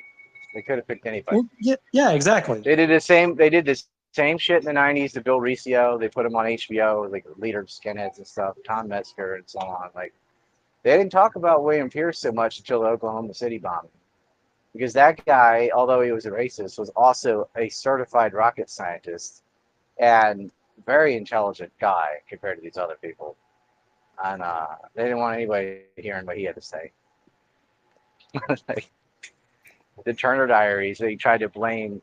First of all, Timothy McVeigh is not who drove the Ryder truck to Oklahoma City. That was Andre Strassmeyer. But whatever, it's all blamed on McVeigh, and they said McVeigh was inspired by a book written by William Pierce. Really stretching it, and he wasn't. You know, Devin Stack wrote a book called Day of the Rope, and every time that someone talks about that book and the SPLC writes an article about it, they always bring up Day of the Rope and then say, and this book is similar to the Turner Diaries, and they just start describing the Turner Diaries. Right. It's pretty funny. But the Turner Diaries, and he wrote another book after it called Hunter, is nothing remotely like the Oklahoma City bombing, other than there's a group, and it's just called the Organization, that plotted some terrorist attacks or whatever in that book, but it's nothing to do with it. And the thing is, like, you can't even get caught up in arguing about that because McVeigh didn't do that by himself anyway. I mean, it's that whole event. That'd be a good cozy stream too. That interview with Scott Horton about Waco, and then the other one on OKC we did with Mike Rivero. Those would be good shows. I am supposed to be the cozy historian, right? See, all that happened while I was alive. 1995, right? 93 with the World Trade Center bombing there too. We go over that one too. Waco. It's like all when I was in high school or middle school. Yeah, Raging Dissident actually a while back, he made a really good documentary on Waco that's about an hour and a half long. Oh, nice. Oh, well, I'll bring him on the show to talk about it. Yeah. Yes. Yes. He just sent me this beautiful thank you letter over Skype the other day, just out of the blue. Thanks for red pilling him and hooking him up with Entropy and supporting him and stuff. And I was like, yeah, man, no problem. Like, yeah, like I've said, man, he's always a lot of shit too now. Yeah. Yeah, he's always giving you shout outs on his show. Well, that's great, man. Well, he's a welcome to be the first repeat guest on Horseman or come on the cozy stream. You know, I think if he did a cozy stream with me, and if any other slots are available, that they'd bring him on too. I mean, he's got a sizable audience and very active too. Yeah, you say that, but you do not know what I have in mind for my next Horseman thumbnail. I'm gonna make a totem pole. Oh, that's awesome. Very native of you. I think they want Adam Green, Adam Kokesh, Giraldi, somebody. Pretty big range, right? We'll see. Ritter's coming back on. That's good. I'm gonna hit up Larry Johnson later too. But I really want someone that knows about agribusiness. Right. Yeah, while we're on the subject, some people in chat were doubting the authenticity of the RAND documents Larry Johnson was citing. And do you want to deal with that? Yeah, they're unauthentic, like the protocols are. Too much wind. Sorry, you'll have to repeat it. I gotta. I'm turned around, so the wind's hitting my back. But I'm gonna have to move locations. I made a joke. I said, "It's as unauthentic as the protocols, Elders of Zion." Larry Johnson was a CIA analyst, and he found something from Rand, and Rand's claiming, no, that's not what we said. We said this other thing. That supposedly leaked stuff. That's fake. Okay. It's too detailed, and I don't believe Rand. Rand's a shit-lib organization that always lies about everything. And the guy that's writing about it worked for the CIA, was an analyst, and knows what he's looking at. And regardless of whether or not someone wrote that as the plan to weaken Germany, this is what I find to be hilarious. A conspiracy to weaken Germany makes more sense than the utter stupidity that Germany is just just blindly doing this to themselves. Like, oh yes, let's cut off our pipelines and our nuclear power plants and replace it with nothing because reasons. Like, somebody's eating them from the inside out. This Green Party, are they that delusional? So either way, the result would be the same. I personally think the Rand paper is authentic. I don't care if Rand says no, it isn't. Where'd it come from? Who wrote it? I think somebody that these people, because you see this, the hubris. They always overplay their hand. These idiots always keep trophies or brag about what they're doing. Look at all the crap in TNet. Preempted the entire run. Every single fucking lie they said in 2001, 2002 was a recycled lie from 1998 and 1997. Right? Kagan's the lid's about to come off and all that. I mean, they just keep lying over and over again. It's like Netanyahu. Look at all the times they said Iran is 6 months away from a nuclear bomb. Google that. You'll see stories going back years and years and years of them being 6 months away from a bomb. They always just say the same shit over and over. And I think this is one of these situations. I think it's at least back to 1997. Yeah. Well, yeah. They would, Israel went and bombed Saddam's non-existent nuclear plant. Then they went out and bombed Syria's non-existent nuclear plant. They're full of shit. And they say the same lies over and over again. Now with Germany, I'd be willing to concede, like, okay, there was a leaked RAND paper that wasn't supposed to be public or whatever, or somebody just wrote a very detailed account of what they desired for Germany and false flagged RAND and made it look like it came from RAND, but it really just some asshole wrote it himself. Either one could be the case, but what's hilarious is, why would somebody false flag the RAND Corporation and say, oh yeah, one of these think tanks is saying they're going to take down Germany, da, da, da, da, da, and explained all the reasons and how it would benefit the US and all that, all of which fit. I mean, you can argue about whether or not they wrote the paper, but you cannot argue about what's in the paper. What it says makes perfect sense. And it makes more sense than Germany just doing it to themselves because nobody in Germany knows economics or basic fucking common sense, and they're just walking off a cliff because nothing, right? Like, why the fuck would you pay for Nord Stream 2 billions of dollars and pay the pipeline, and you're going bankrupt because it got shut off, and then not use it? Well, actually, it's not for no reason. You buy electricity from France because you cut down your own nuclear reactors, so you have to buy it from theirs. But you spent billions of dollars and all this high-tech science and know-how to build power plants, and then you just turn them off. Why? Well, you see, unless you're trying to sabotage the German state.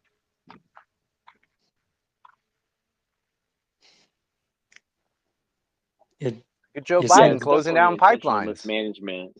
Why would you do that? Why would you ever close down a pipeline or drill? Why? Well, you see, I've allowed Tard AF to speak, so he can make his case if he's got something to add. I was just gonna say, following up, it seems like ever since the 2016 election, like every single government's had their foot on the gas pedal for like destabilizing their own nation, and it's probably, I'm sure there's probably some end game in mind. There's no way they're doing it on accident. Well, I'll tell you what the conspiracy is. And everybody's paying so much attention to the WEF, and I'm like, yeah, that's like the Bilderbergs or whatever, they don't really matter. But the donor class figured out, like, how are we going to monopolize the wealth and get these people for themselves? We're going to use the global warming, climate change. This is how we'll de-industrialize. We're going to purposely create shortages. They're doing propaganda now, trying to get you to eat bugs. These people are fucking sick.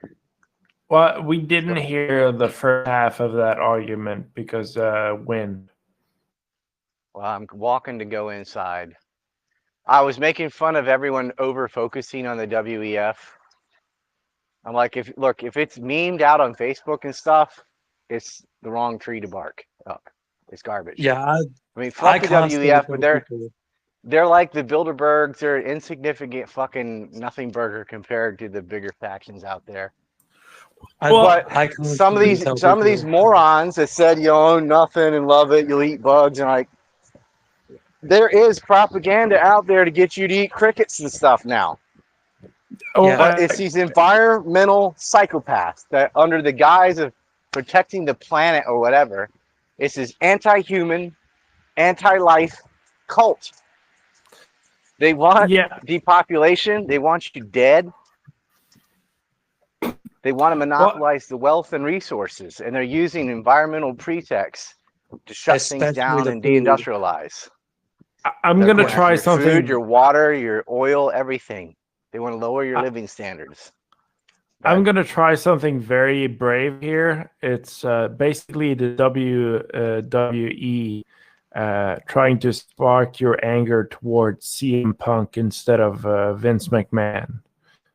Like they're trying to get you to focus on the superfluous, performers and not the actual problem, which is your own governments. It doesn't have anything to do with the WEF, even though that's where all the rich people go. They all gather there, they all talk, but that's not where the power is. The power is with your local officials, and those are the ones you should be mad at. And your officials work for the donor class. There is a network of billionaires. I've mapped this out before. That's who's in charge, the sponsor class. And they work not only through money, but blackmail, which includes the pedophile rings, and they're the worst of the worst. I don't even want to say it all because it's so disgusting. We've heard you say And they that hate before. you. These people hate the plebs. They talk about shit like, yeah, just give them drugs and computer games. They're useless. We're going to replace them with robots. They think of you as just like what Henry Kissinger said, about military men are dumb animals. Just useful cannon fodder. They want to monopolize the resources and the wealth. And they got a lot of it through COVID. And a lot of these financial index funds and investor companies, these BlackRocks and Vanguards, they all have a significant portion of the everything, and they manage their money. And we already explained yesterday how they use COVID to swallow up real estate and shut down what they decided were non-essentials. And a lot of people are getting royalties from big pharma and so on. But you saw, besides Sweden, the whole planet went along with this. And if you're thinking on the government level of going, yeah, but Pfizer and Moderna and Johnson & Johnson are all American companies, so it's American profiteers. But why the fuck would South Korea go along with that, or Russia go along with that, or Iran go along with it? Why would they all go along with to help 3 American companies make a bunch of money? Because that ain't why they did it. The majority of the South stayed open. Eventually, the South rebelled and opened up, but at first they shut down and stuff too. They got their jabs and shit. It wasn't about big pharma's profiteering. That was a bonus. It was about being able to shut down any industry they wanted. They tried this before with this crap about cow farts, right? And they were passing legislation, and they had their Paris Accords and stuff, and they needed, like, we all got to do it at the same time. We all got to do it at the same time. The problem with creating that cartel is anybody that breaks off of it has got advantage over everyone else. Like, we ain't doing that. The rest of you did, haha. They tried to limit greenhouse gases, and they included methane in that. That's where the farting stuff came from, because then they get to control ranching. They get to control crop growth. And it was also based on like, percent per land, which is only going to benefit the US and Australia, right? Because they have a lot of land and nothing lives on. And they were controlling carbon emissions, and you had Joe Lieberman, ding-a-ling, writing up these bills that did not even reduce greenhouse gas emissions. It was just like they created this fucking system of allotments. You remember carbon credits? Remember when that was the big thing, right? Yes. So what they were trying to do is say, based on how much land versus people you have, you get to produce X amount of these gases, and it wasn't just carbon. It wasn't just your carbon footprint. It was all methane is just a carbon with 4 hydrogens, right? Ryan, you're blowing out my ears. So step away from the mic. Well, I was trying to protect it from wind, so I moved it too close. Methane is a carbon with 4 hydrogens. That's all it is. Every time you fart, that stuff will light on fire. That's all it is. Anything that ends in A and E is highly flammable. Butane, methane, propane, all that stuff. But they categorize those in there, so then they get to say how much food you can grow. You know, how many animals you can harvest, all that. They can control everything. But by fucking around with the allotments, they said, okay, no problem. You can sell your allotments to a third party. Rather, and so like, oh, so I have the choice of working my ass off and producing, right? Taking care of all these cows and whatever animals you got, and selling the products in the market and da-da-da-da. Or I can just sell my allotments to someone else and they can do all the production and so on. But that gives the someone else, big ag, which is highly subsidized already, a monopoly over distribution and production. Because all their competitors are going to choose to sell their allotment rather for their gas emissions rather than working. And that's where they're just trying to consolidate power again. They had a whole bunch of these scams, and every single one of them involved the environment. And then they finally got it through with a health crisis. COVID did it. All the rich got richer. Look at everybody wealthy made so much fucking money on COVID, and none of their own businesses were flagged. Costco, Walmart, and Amazon, all that shit stayed open. Those were essential. The non-essential competitors got wiped out. That's why everyone went along with it, because every single country has a donor class. Whoever's getting in their car, mute your mic. It's annoying.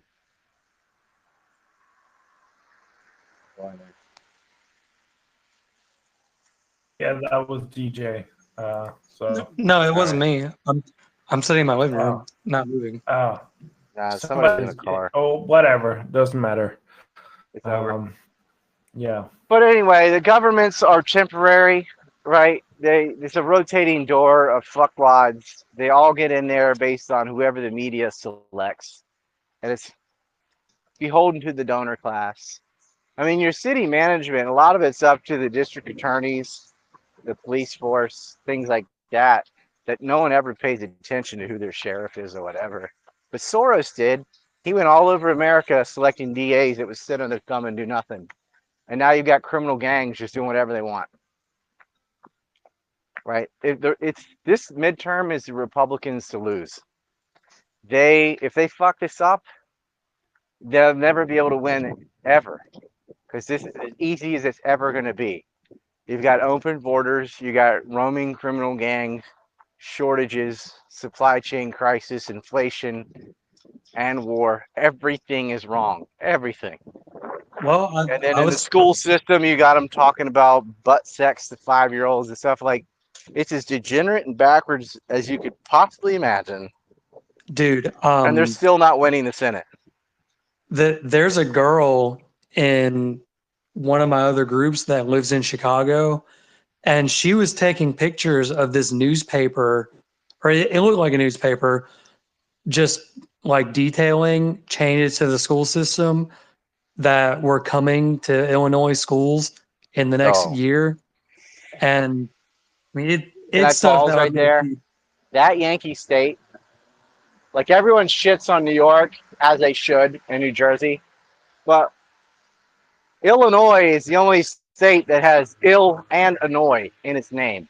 Just letting you know. That's Chicago, and it ain't just Chicago. Like that whole state has been fucked for a long time. I think it's sort of Lincoln hailed himself. Their school system is so screwed. Their justice system's so screwed. They got repeat criminals that like, I don't mean like petty shit. I mean like rapists and homicidal maniacs that just go in and out of jail. one of the things that they were doing was they're going to have a race-based grading system for equity, and like the grade point system, you could make as low as an 80 on like a test and it'd still be an A, and you could make as low as a 20 and it'd still be a D. So you can make a 20 on all of your Only if you're the tests. right color. Only if you're the right color. Yeah, pretty much. And it also said that they're not going to dock you points if you don't turn in assignments. So you can make 20s on all your tests and never do your homework, and you can still pass. We are going to graduate people who cannot read. Yes. Already Yes, do, we I are. guess. Race-based Yeah, grades. we That's already so fucking stupid. Like, that's we so already do that, paternalistic. I man. mean, you're just sitting there admitting it. Like, you think Well, you think minorities are lesser than thou, or just a bunch of dumb perpetual children. And that's exactly what Democrats think. They think blacks and well, Hispanics and all that are just like, oh, you poor thing, you fucking retard. Like, that's what they well, think of you. well, you've heard the ballad of R. Kelly, who's now convicted of child sex crimes. He couldn't read. He got through his entire career without being able to read because he's a magic person, and we love magic persons. Probably because he's violent. Probably failed the maximum amount of times. You can only fail once in elementary, once in the middle, and once in high school. So if you just stay there long enough, they pass you along. Nobody wants to deal with you. It's unfortunate. Like, my twin brother used to teach at a black school, what they call it. And because of like the bottom 1% of the kids there, you couldn't get anything done. It'd just be like the same 6 or 7 kids per class that just acted like a bunch of savage monkeys, and the rest of the kids that wanted to learn, wanted to get something done, you couldn't. They're physically disruptive. And it's like, man, if you could just OSS these 5 or 6 kids, and get rid of that bottom rung, the school would be fine. But they made it impossible. And then you bring their parents in. Well, none of them have parents. They all have baby mamas and no dad. And you see some fucking gorilla wearing makeup coming in, and then you realize why the kid's in such bad shape, because his mother is like one of the most selfish, jab of the gut creatures you've ever seen. Looks like a fucking monster with eyelashes and nails. Spends welfare money on fucking Ray-Ban glasses and shit like that, and just caters to himself. 200-pound woman. I was like, well, when you got 200-pound fat gorillas raising your kids, no wonder the kids are fucked up. But who did that? Liberals. They incentivize kicking dad out of the house. And it's just, it's so disgusting. There's probably one guy who's fathered them all. He's sleeping with all the fat chicks. It's just disgusting. But it really starts like they assaulted the nuclear family. And that's not a biological thing. Like, blacks did not act like that in the 70s and 60s or any time in history. It's just, this is a brand new shit from liberal policies, and it's hit everybody. But man, some of these schools, you can't get anything done because of disciplinary problems. And it's like, yeah, people fail because they put zero effort. They don't give a fuck about school. They don't see how it relates to real life, because it doesn't. And they're just like, well, I don't give a shit about this shit. And they just goof off. Yeah, so I've allowed Sean C to speak. If he's got something on his mind, he can. Sean, are you sober? Yeah, it's 11 a.m. But no, All right, awesome. forgot. I'm not. Yeah. Well, congrats, Mark.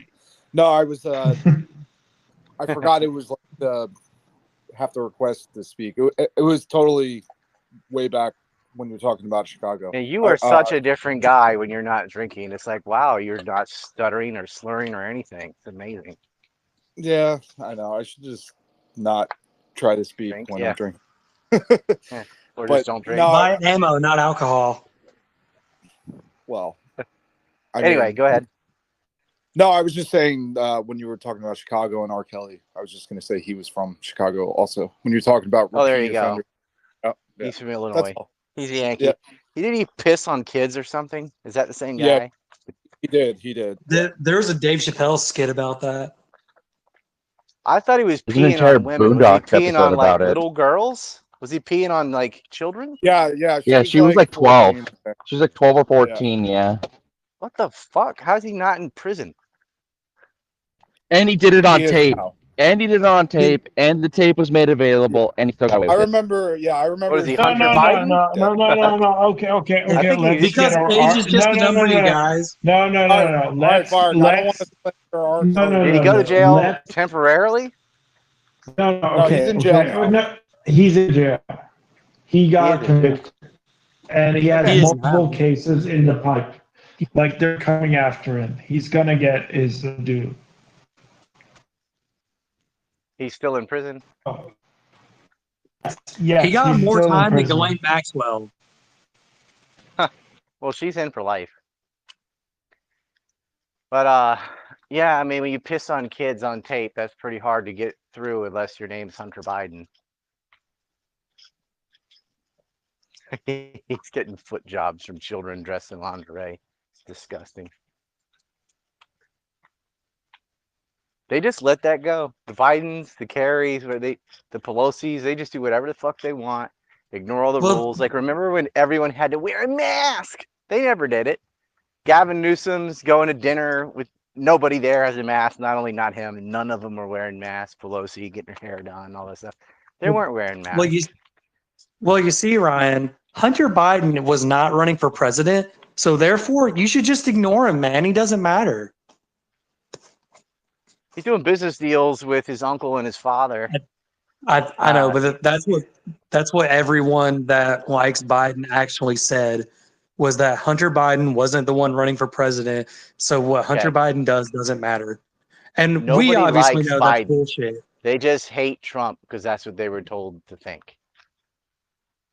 I know the reasons they hate Trump. Half the people that hate Trump couldn't even tell you why. Just because everything. Come on, they be specific. What'd he do? Now, don't tell me something he said. What did he do? Yeah. Well, he got unemployment down to the lowest rate. He got gasoline down to the lowest it's ever been. He had fucking negative rates on it after a while. He got out of the Paris Accord. He killed TPP. He didn't start any foreign intervention. He withdrew troops from Syria. He set the plan in motion to get out of Afghanistan completely.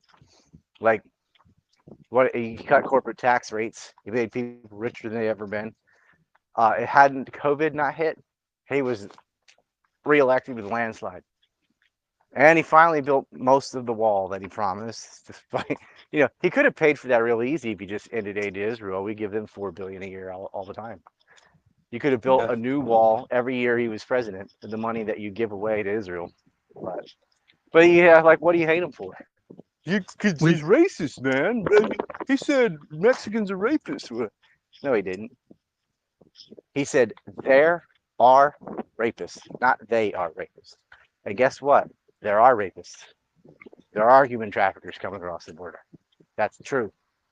Hell, the Biden's been involved in it in the Caribbean. So have you heard about Macron. the rape trees? What? No. Rape trees? Yeah, there's a few people I listen to that have actually been to the southern border, and they've talked to the migrants that are coming across. Oh my! And tied to the whipping tree, huh? Well, there are certain trees near the border that have women's underwear in them, and each one of those represents a different woman that's been raped on the journey. Well, yes. Well, this is specifically what Trump was talking about. He was speaking about like the coyotes having rapists among them and women not being able to do anything. But we have P1 Dizzy who wants to speak. So if she wants to say her piece, that is I missed a okay, question and we allow her about to Martha's speak. Vineyard. We got to talk about Martha's Vineyard next after this question. Go ahead. I guess she doesn't have anything to say. P1 Dizzy? Donna, you're muted. Oh, hey, sorry guys. I actually didn't mean to raise my hand, but good morning. Good evening. Good morning. Yeah, if you could. It's okay. We don't let girls talk on this show anyway. It's not really a Martha's Vineyard question I had last night. It's more about the constant busing back and forth. I mean, when is that going to stop? Someone's going to put a stop to that. You can't just throw people on a bus and send them somewhere continuously. Well, something I saw said that Eric Adams is putting migrants in New York on a bus to Florida. So it looks like, yes, that is what they're going to keep doing. Yeah, that can't last. The back and forth. It's going to be just an endless cycle. Okay, I muted Pew and Dizzy because she had an echo. But the problem is this feels like a low, I don't want to be like Tim Pool here, but it feels like a low level civil war. You just like bus superfluous population to whatever state you don't like. It's kind of an escalation. It doesn't feel. No, it really doesn't feel like an escalation. It feels like letting off the steam valve. Because I can't. I was at a dinner last night, and it's some pretty educated individuals. A lot of them right leaning, and they're like, "Yeah, did you hear about how cool DeSantis is for sending migrants to Martha's Vineyard?" And I'm like, "Isn't that what the migrants want, to be deeper into the interior of the USA, and they're just going to get resettled in like some neighboring region? How is that a win?"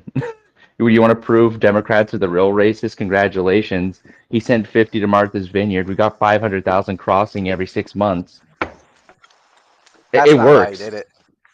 That's not why. And it's like these people that shit on Democrats are the real racists. Democrats are the real racists, and that is a perfectly good thing to point out their hypocrisy. Sending 50 Venezuelans to Martha's Vineyard, and they didn't even make it 48 hours before they stuck them on a bus and sent them to a military place in Cape Cod. The reason they did that was they're like, okay, you're the one supporting open borders, as long as you don't have to live with them.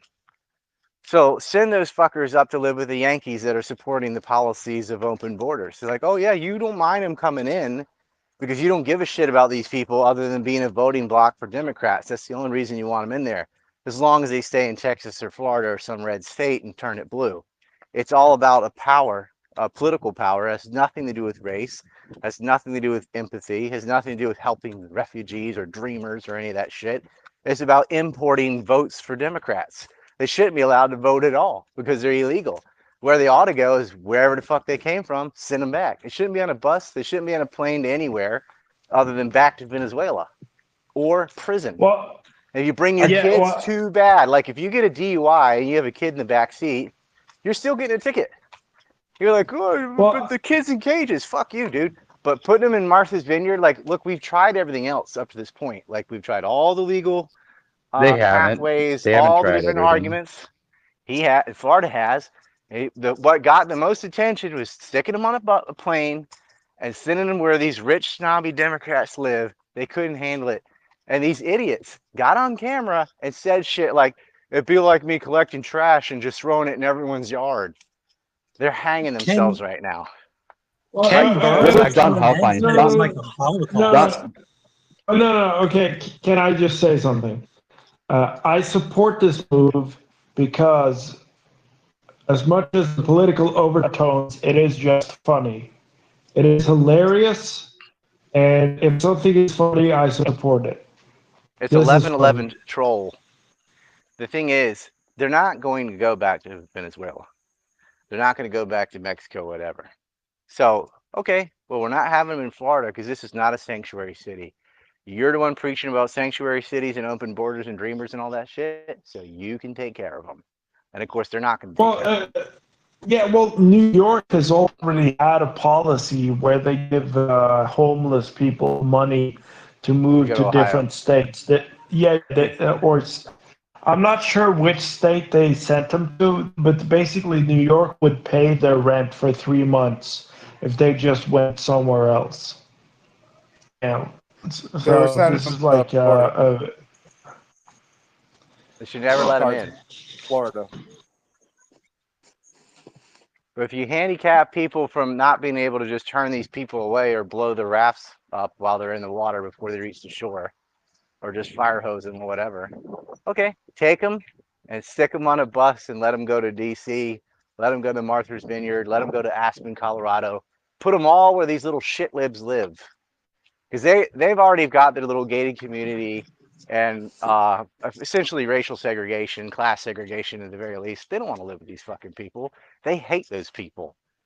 They're like, Hey we Ryan, can't quick even, we have a question then. housing crisis for the gardener and the pool boy. They have nowhere to live. They have to commute here and clean my shit. Like, they don't care about these people. They just want to import votes. We all know that. Oh, Ryan. So then, what do you think of Well, like when Hoflines was? okay.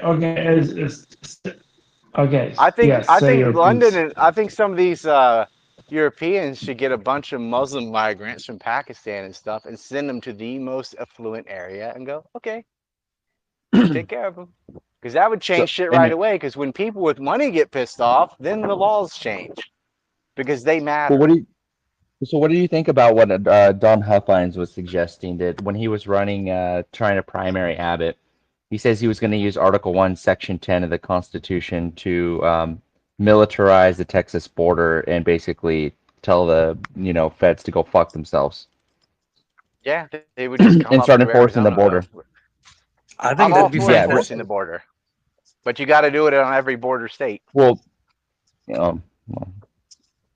Right? What if they just come up through New Mexico, Arizona, and then go into Texas? Like, you Well, got to get everybody Carrie to do it. Carrie Lake has already said that if she gets in, she's gonna do pretty much exactly that. And she also said yeah, she's gonna use the Arizona National Guard to finish the part of the border wall that's in Arizona. I have a better yeah. So that suggestion. Get rid of the welfare benefits and they won't come. Like, if you don't want ants, don't pour sugar on the floor. You're I sitting here trying I to agree with police, you're that. trying to, don't interrupt. You're trying to police a situation that is based on incentives. Get rid of the incentives. If someone wants to come and work their ass off, great. But that ain't what's happening. People come to live on the dole and everyone knows it. Get rid of the sugar and you won't get insects. You cannot have a welfare state and open borders at the same time. You can't. But they do because they want to import votes for Democrats. That is the only reason.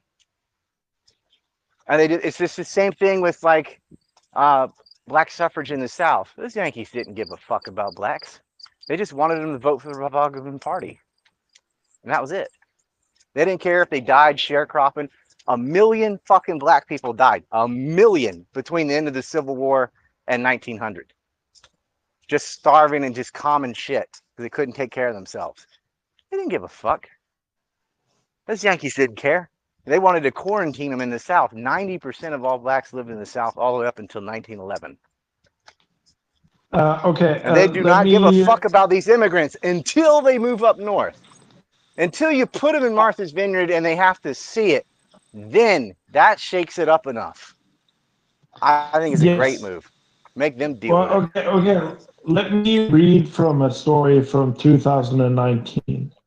New York City secretly exports homeless to Hawaii and other states without telling receiving polls. Oh, New I York believe that. City generously shares its homeless crisis with every corner of America, from tropical shores of Honolulu and Puerto Rico to the badlands of Utah and backwaters of Louisiana. The Big Apple has sent homeless families to 373 cities across the country with a full year of rent in their pocket as part of Mayor Bill de Blasio's special one-time assistance program. Yeah, Usually, the receiving city knows nothing about it. that's fucked. That's completely Yes, different. Because, like with Martha's Vineyard, you are the fuckers that want open borders and sanctuary cities and all that, and those are your policies, so you should have to deal with it. But secretly sending homeless people to some state that had nothing to do with why they're homeless, had nothing to do with supporting these drug addicts, that's what a homeless person is a drug addict. And like, if you're giving them a year's worth of rent, that's going to all go to fentanyl and meth and other drugs, like within the month. And I've seen that. I think that's exactly what happened in Honolulu. Because I'm thinking, okay, Hawaii is a set of islands out in the middle of fucking nowhere. They're pretty much as far away from all of the land masses as an island chain can be. And I watched Waikiki and Honolulu like quintuple in homelessness from 2020 to now. Just in not even 2 whole years. Like March, I was there right before it closed. I had to stop there on my way to Texas and Florida last time. Not Texas, North Carolina and Florida last time in June. And no, sorry. I went to Texas in June. I went to North Carolina in July. Whatever. I was just in Hawaii. We were only there for 6 hours. Went to Waikiki. It looked like Venice Beach. There were just homeless and drunks fucking everywhere. But I'm thinking, if this is an island out in the middle of nowhere, are people in Hawaii just all losing their jobs and becoming drug addicts and going out to be homeless in Waikiki? Nah. Because I went and talked to them. Where are you from? Where are you from? Why do you have a Yankee accent? They're from New York. A lot of them are from New York. Some of them are from California. And then California's doing the same shit, exporting their homelessness. They pay for their plane ticket to get rid of them. Go there. It's temporary. It's warm even at night. You can just lay around and smell like shit. And they're going right in front of these resort hotels from the Duke statue, like past the Duke statue, all the way down to the zoo in Waikiki, is just fucking hobos and stuff. It looks like the Strip from Venice. If you've ever been to Venice Beach in Los Angeles, it's tent city, hobo. It looks just as bad as DC, right? They're exporting this stuff because they, Should do what welfare should old Rudy Giuliani destroys did. families. Welfare destroys. It destroys agency, and these people become drug addicts, and you're subsidizing their lifestyle. This is why I made that joke. I'm like, you know what? Just make it free. Go ahead and hurry up and overdose so it'll get rid of them. And people are like, oh my God, they flooded LA with crack. I'm like, so? Only you can take a crack pipe and stick it in your own mouth and light the crack on fire and smoke it. Have some fucking personal responsibility and accountability. Nobody made you smoke crack. I don't care how available it is. Don't do it. It's real fucking simple. No, they don't have it. In order to be a liberal, you cannot have personal responsibility ever. Not as a corporation, not as an individual. Of course, they call corporations people. Never. And you never have accountability, and you never have responsibility. That is the core tenets of being liberal with a capital L. It's nothing's your fault. Okay. Exporting homelessness. Fuck New York. That place has always sucked from its inception to now. It's fucking Yankees. Every foreigner that hates the United States, they hate New York and California. They're not mad at Arkansas, right? They're not mad at Virginia. They're pissed at New York, LA, and these certain cities with these fucktard, greedy Yankees gone over with their commodity companies. New Jersey basically had legalized holding companies, so they created cartels for the rest of the United States because they could just park their address in New Jersey and continue doing their nefarious business. All the giant organized crime rings come out of Chicago, New York, and Vegas, right? It's the same fucking shithead Yankees every time. God, I wish Lee had let Roberts go at the Battle of the Wilderness and rolled them up. The whole fucking history of the world would be different. Gordon should have been let loose. Yes. Well, so I've allowed Lorenza to speak, and if she's got something to say, she can say it now. Say fuck Yankees. Hi, I'm with you with the drug addiction and homelessness explanation. I totally agree. But we don't know anything. I'm speaking from Honduras, Roatan currently, but we don't know anything about Yankees and all. But all Hondurans feel, or Central Americans feel like they have a right to travel and get in the U.S.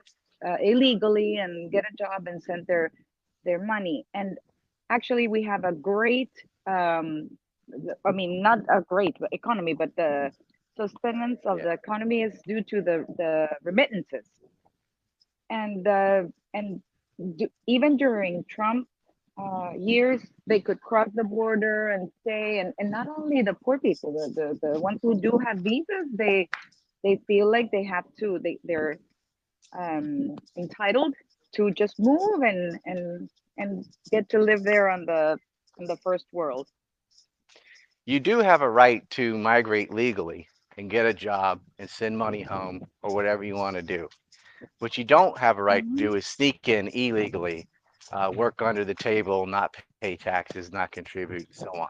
Because if you allow illegals in, some portion are just going to come in.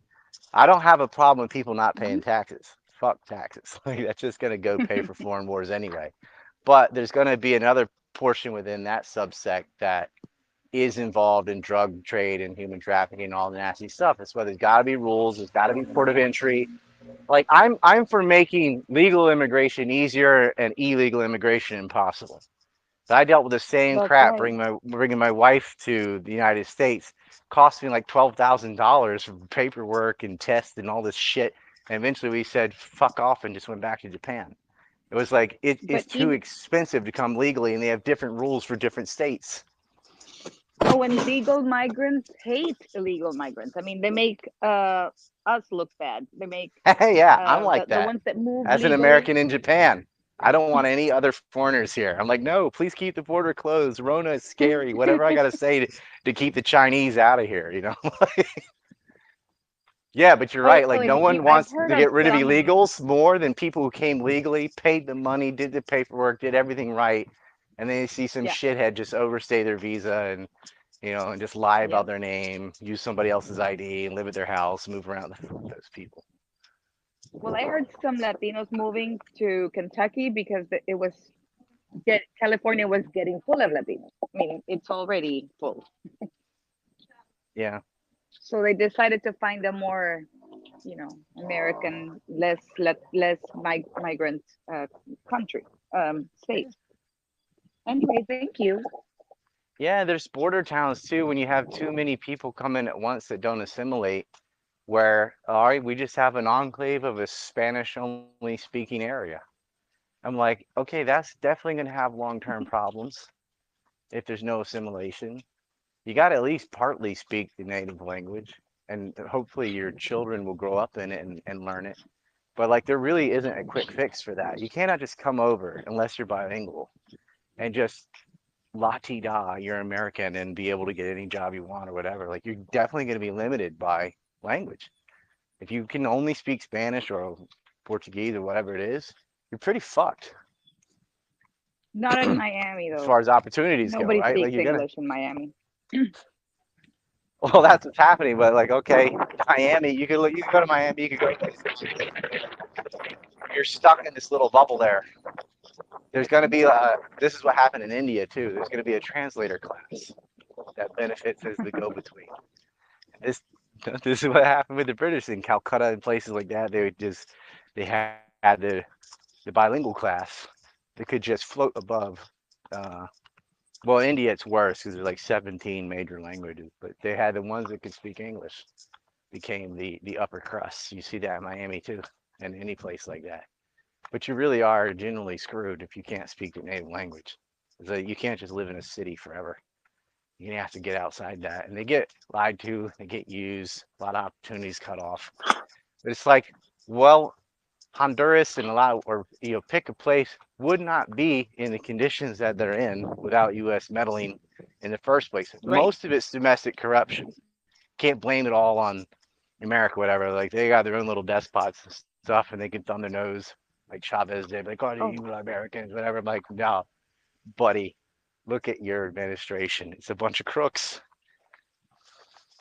yeah, There's corruption you're right. everywhere. 100%. I just I had a, mean, I just had a quick what's the comment. last great president of Honduras? I mean, Honduras was the first country in the banana wars before the good neighbors policy in 34, that the first banana republic, the School of the Americas, was based there, which was a launching pad into all the other Latin American countries. The CIA physically fucked them up. Like, Honduras rolled over, sold its soul from the beginning. Grez Yeah. and all these people, like, when, I'm trying to think, when did they have good leadership? The 20s or something? Like, how far back you got to go? It's getting worse. We're currently with the new president is Foro de Sao Paulo, the friends of Chavez and Lula and Castro and Ortega. Yeah. So it's getting worse. But that's because we haven't had a good leader. You don't have a functional media. It's one reason. I hate being Nobody like does. this mean. Well, well, some like, okay, Japan's media sucks, but it ain't as bad as Honduras. There are levels to how deep in the toilet it gets. The U.S. is on that level. Their media is just completely screwed. Never tells the truth.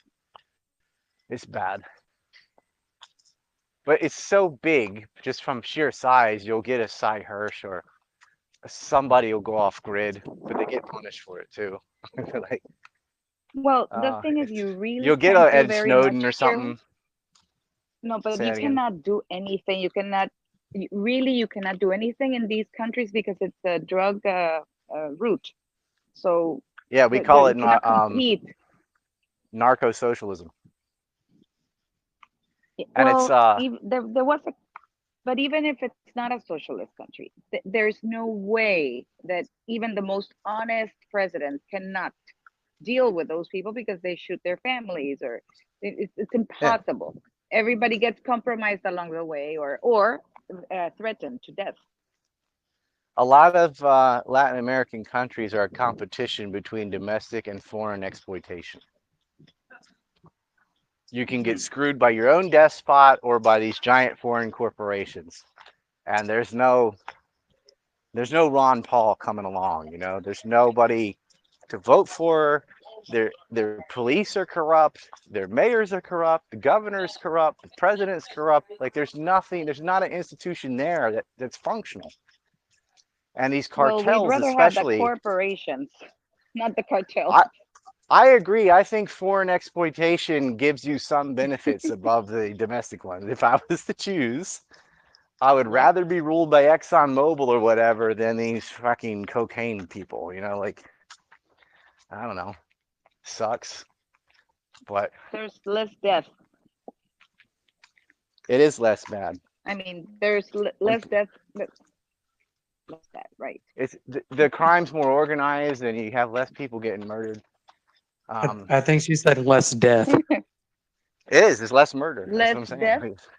Yeah, less death. Yeah, let's murder. Some blood.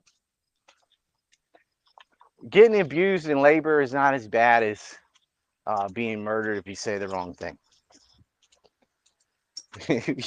Better to be a corporatocracy than a state run by essentially drug cartels and profiteers. It's horrible. How can you fix it though, really, like without outside help? We need a Singapore style president that Yeah. makes big investments. What got Singapore on the map is creating a giant port with no taxes. Port. Yeah, it became a port city with no taxes.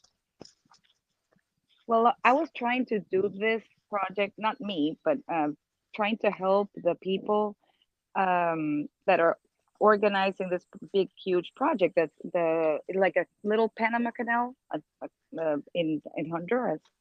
And they're like, okay, can you help us talk to Kamala Harris? She has billions and billions of dollars for the Northern Triangle.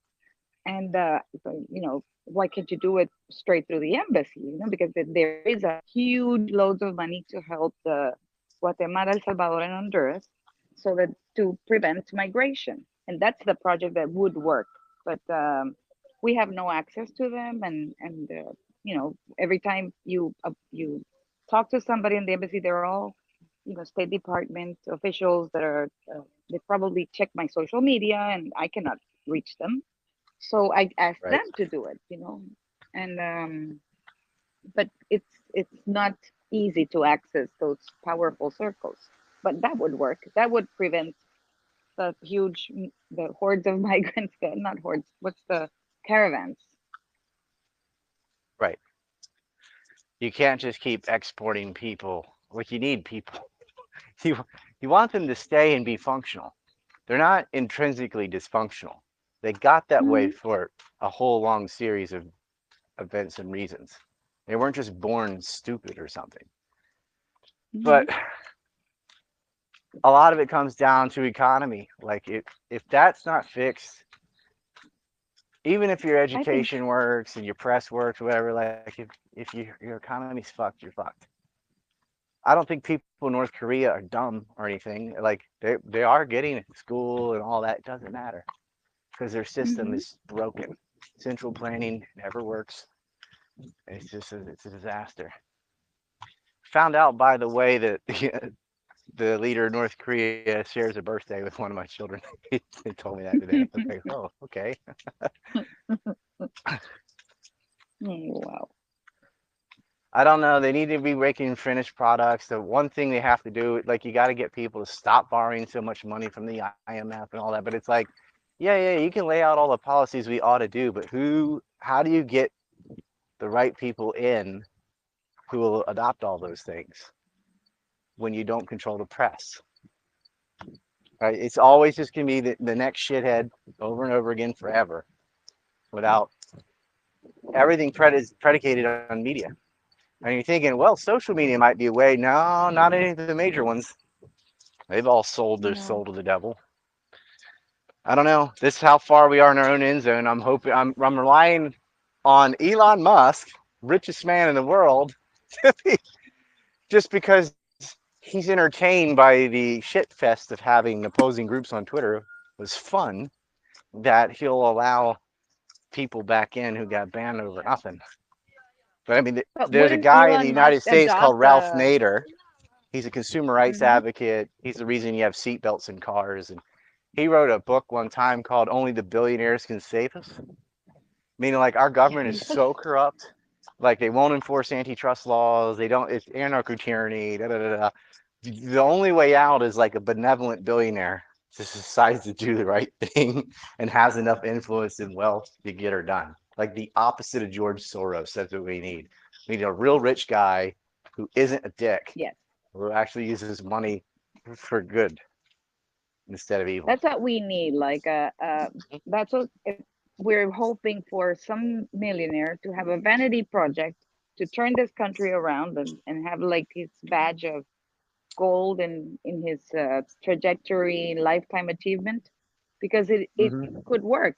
I mean, Yeah, give him if legacy, we had ego, the, or something. yeah, Yeah, it's like we're really I like think at the behest of the sympathy of the uber wealthy, because they're the only things that can do anything. Is people like that. Government's not going to help anybody ever, no. but a But billionaire could get it done. fortunately, people are coming to terms with the fact that government will never do anything for them. And the other option is violence. But when you're a small state like that, a larger state will always come and put the boots to you. So there really isn't a way out. I love how the left always praises these Latin Americans that tried to stand up against exploitation and imperialism. But when the southern half of the United States does the same thing, they're like, oh, you bunch of fucking racist assholes. But they were standing up to American tyranny and imperialism and exploitation just like everyone else. And my I had Wi-Fi just a is quick going to turn comment off and on. on.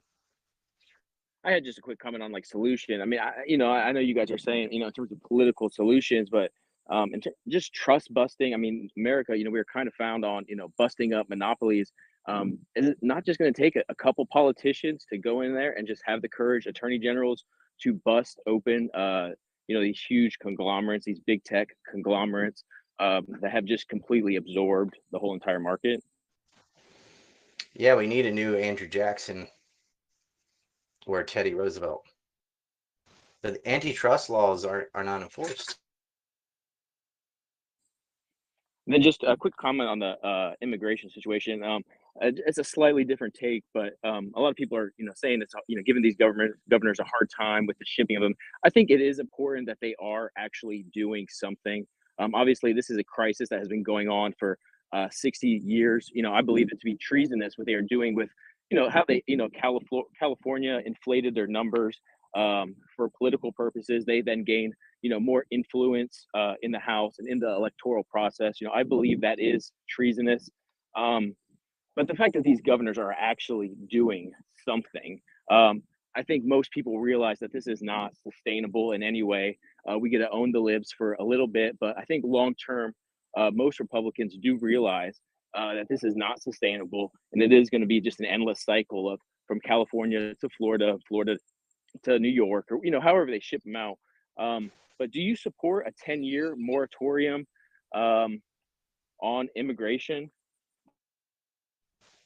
No, I think we should enforce the law. If it's illegal, it's illegal. There should be consequences.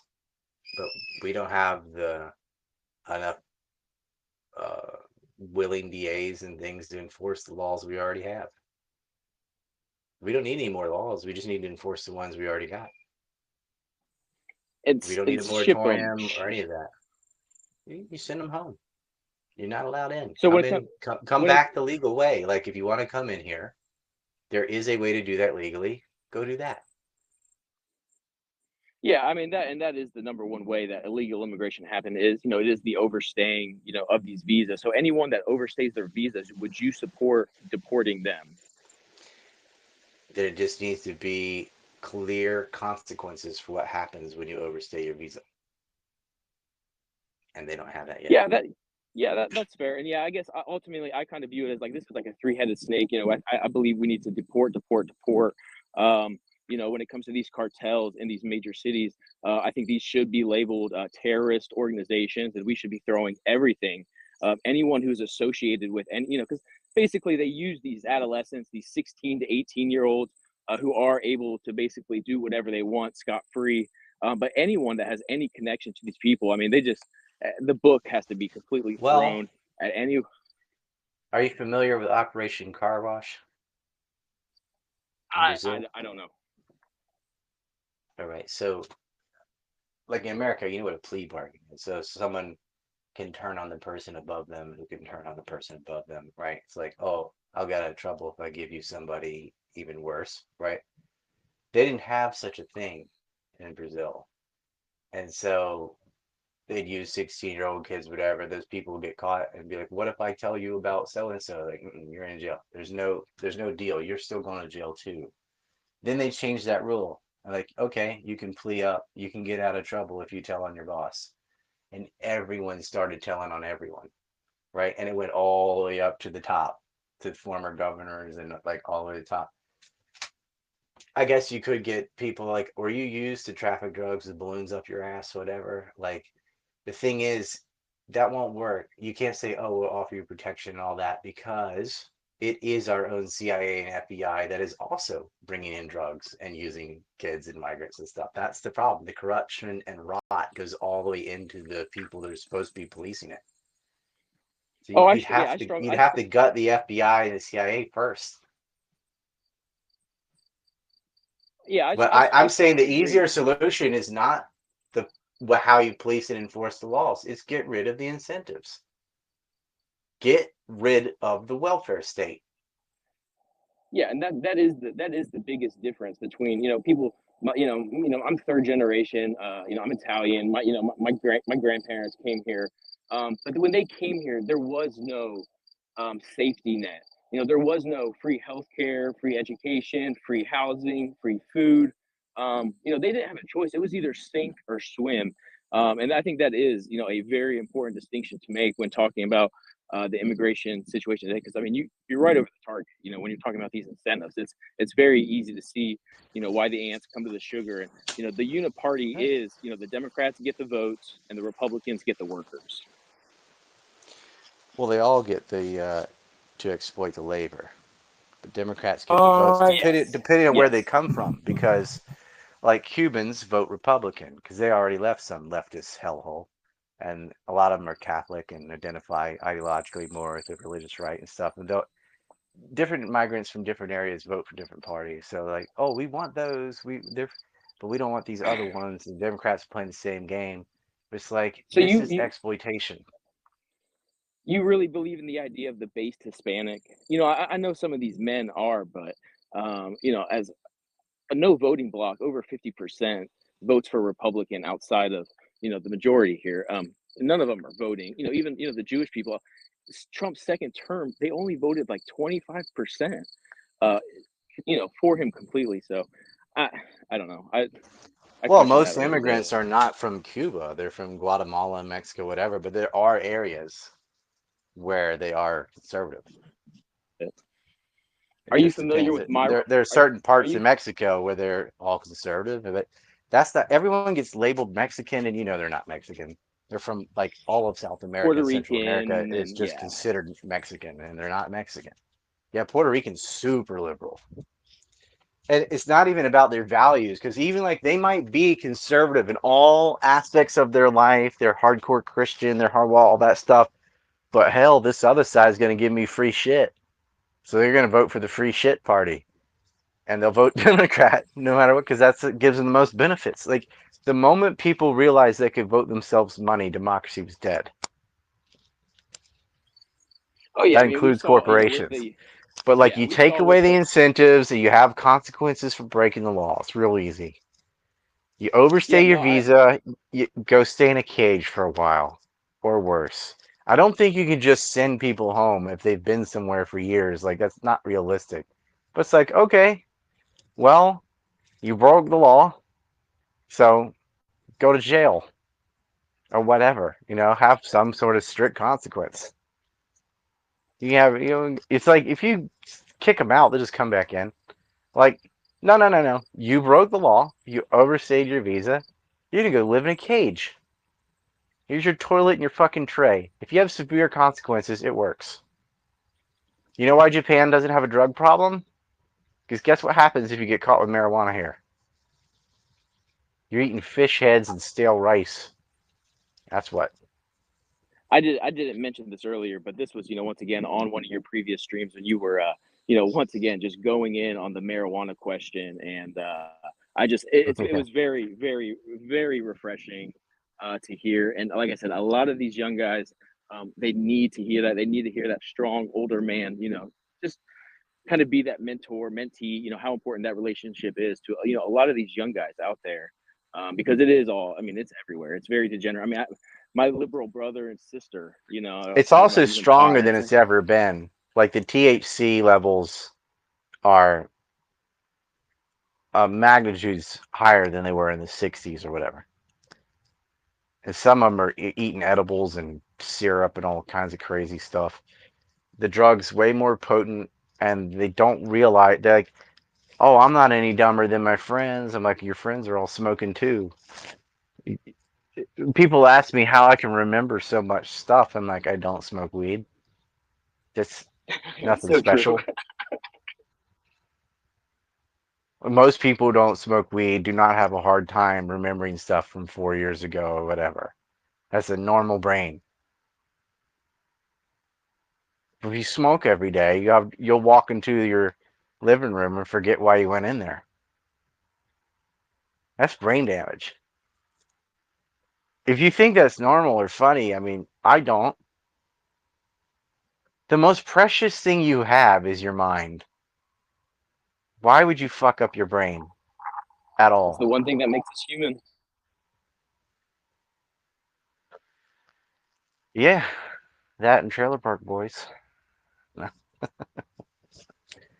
Yeah, I mean, that's what separates you. That's what separates you from just being like a robot or a woman, is being able to have rational thoughts.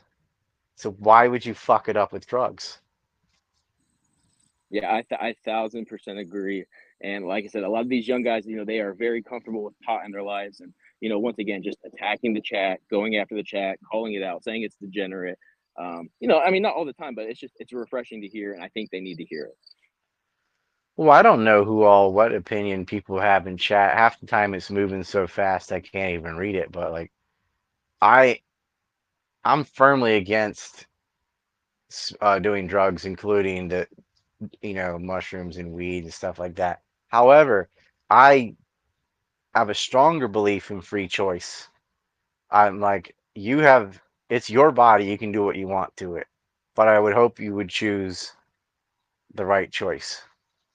But part of me is a little bit Darwinistic in the sense like, if you want to fry your brain smoking crack or whatever, go ahead and get rid of your genes. It's better for the future. If you want to take 6 boosters, go right ahead. Yeah, if you're that idiot, I fucking pray that the vaccine makes people sterile. Because in the long run, that'd be the best thing ever. All the foolish sheep cannot make offspring anymore. That would leave the rest of us the only ones that could populate. No, it'd be horrible because a lot of people got forced to do it. You don't have to do it, but you're gonna get fired if you don't. Oh, you don't have to do it, but you can't travel if you don't. Oh, you don't have to do it, but we won't educate your kids unless you will. Like, they got coaxed into basically forced into taking a jab, right? It's terrible. I didn't do it, but I'm self-employed. I still wouldn't have done it anyway. That's why I'm in the situation I'm in because I have that kind of personality. But like, yeah, a lot of people get forced to take it. But there were a lot more that just took it willingly and unthinkingly. And it's just sad. They all walked around wearing masks like a bunch of fucking idiots. Every time I saw someone wearing a mask, it was like seeing someone light up a cigarette. I'm like, you're fucking dumb. You're not self-willed. I understand like my grandparents or great grandparents smoking cigarettes before they even knew how bad it was or whatever and how addicting it was. But when you see someone that's like 20 years old and like, you got a light, man, I'm like, what's wrong with you? You know what the consequences, the cancer, emphysema, all this stuff, and you still did it. And you don't even get high. Like there's no plus side. You're just a follower. You're bah, you just, oh, I saw somebody did it and I thought it was cool. You're a fucking loser. And it needs to be treated like that. I'm okay with fat shaming. I'm okay with calling people dumb fucks for smoking cigarettes, pot, all that. Like, they should be shamed. You should tease people for doing stupid shit. Why not? Like, you gotta have like, do I want my own son doing that? Fuck no. And why do you want someone else's doing it? Now I don't want it to be legal. I don't want the government picking what to ban and not ban. I think tobacco should be legal. I think all the drugs should be legal. Because if you're dumb enough to do it, great, you just eliminate yourself. Go to all the heroin you want. Stop. That's exactly what we need. Don't make offspring. The only thing killing not like we're already an idiocracy, right? With the dumbasses making all the kids and stuff. Like the one counterbalance we have that's eliminating idiots is drug use and overdosing. I know it's really callous to say, but I'm like, go ahead, off yourself. Do all the crack. Just get rid of these fucking people. And people make the argument like, well, no one smokes crack just because they were bored. Like, there's got to be other things going on in their life that drove them to it. And I'm like, bullshit. Everybody has problems, breakups, divorces, death, and they deal with it and they without doing drugs. Everyone else, you you think I haven't had to deal with all those kind of things? You think other people that don't do drugs never had any problems in their life? The weirdest thing is most of the kids that do the most drugs are pretty affluent. Their parents pay for everything or whatever, and that's the ones that are smoking and drinking and all that. A drinking doesn't have, well, depends on how much you drink, I guess. You could get cirrhosis of the liver and stuff. But that does not affect your brain the way marijuana does. You're fucked up while you're drunk. As soon as you sober up, it's over. Pot stays in your blood for months and permanently fucks up your brain, permanently fucks up your sperm count. It makes men more effeminate. It makes women more masculine. Like women that smoke pot all the time have to shave their faces. They start getting mustaches and stuff. Like, why? Why? And like, it's not so bad. You know what they always do? They always compare it to something worse. Like, well, it's not as bad as coke or crack or crank or meth. Like, okay, sure, fine. Why don't you go eat a handful of sand? Because it's not as bad as hemlock. I mean, what a stupid argument. This is okay because I can think of something worse. How about neither? It destroys their coping mechanism. They can't handle stress because they turn to pot as their little babysitter all the time. Whatever, man. I hate that. I actually don't care if girls do it, but a man should not be doing drugs. And You even with the need even to with be this able to vaping, handle shit. You're such a pussy smoking pot. Well, I can't handle stress. Go to the gym. even with this vaping stuff, I just hate, I specifically hate when I just see men just sucking on that thing all fucking Dude, day. It's like, dude. vaping is just smoking for faggots. Like, I okay, hate smoking vaping. cigarettes is dumb. Vaping is dumb and gay. It's worse. It smells worse. The secondhand vape or whatever. It's disgusting. It's so rude. Okay, if you want to smoke or vape, do it on your own somewhere. Don't go to some establishment that's serving food and blow your shit all over the room when other people have to taste that now. You're infringing on other people's rights anytime you smoke or vape inside. Like North Carolina got rid of it. Even in bars, you cannot smoke. You have to smoke outside.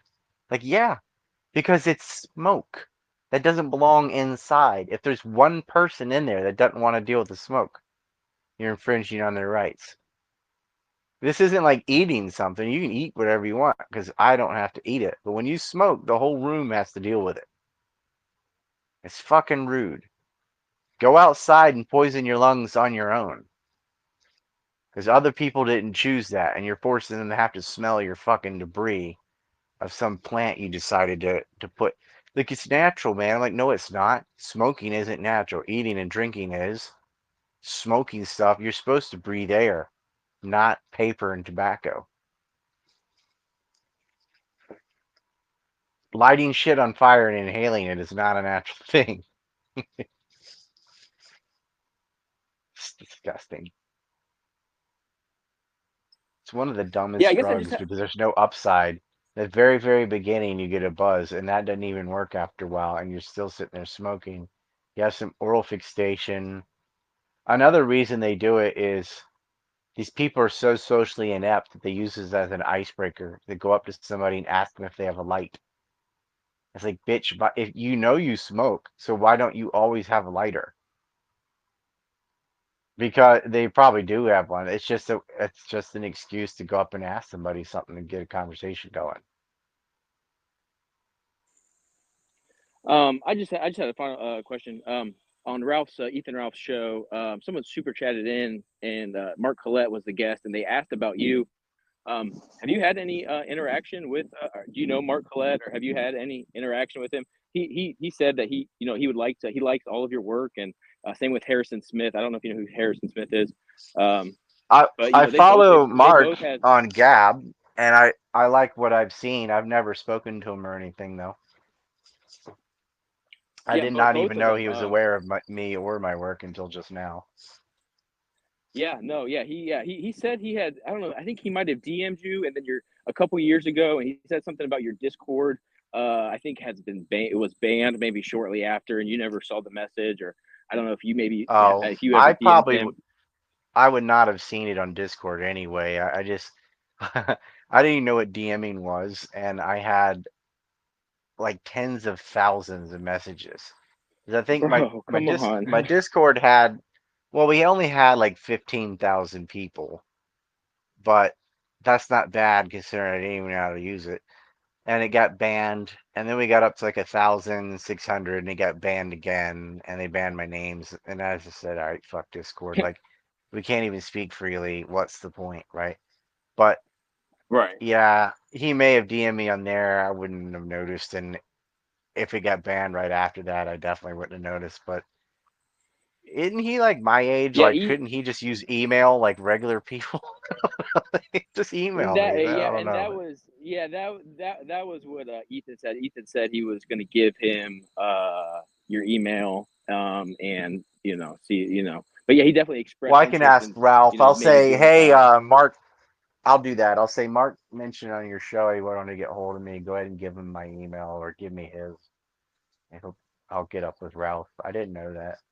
I don't listen to many yeah. shows. Sometimes I catch the tail end of Ethan Ralph's show because he's always on. But I don't really listen to most people. I don't have time. Yeah, I just during the day. I mean, I'm lucky to have a job where I can just kind of zone out and just put Who's podcasts in the and do other my guy? job. Harrison something you said? Uh, yeah, Harrison Smith. Yeah, he's a host of the American Journal on Alex Jones's network. And I think it's like a morning Oh, show. No, I don't know him. But yeah, I think yeah. I mean, they both. I mean, I guess you're. I mean, specifically, I mean, they both mentioned your 9/11 work and just being very impressed with Well, everything that Alex you've done with Jones that. blackballed me, so nobody that works for Alex is allowed to have me on their show. So that's the end of that.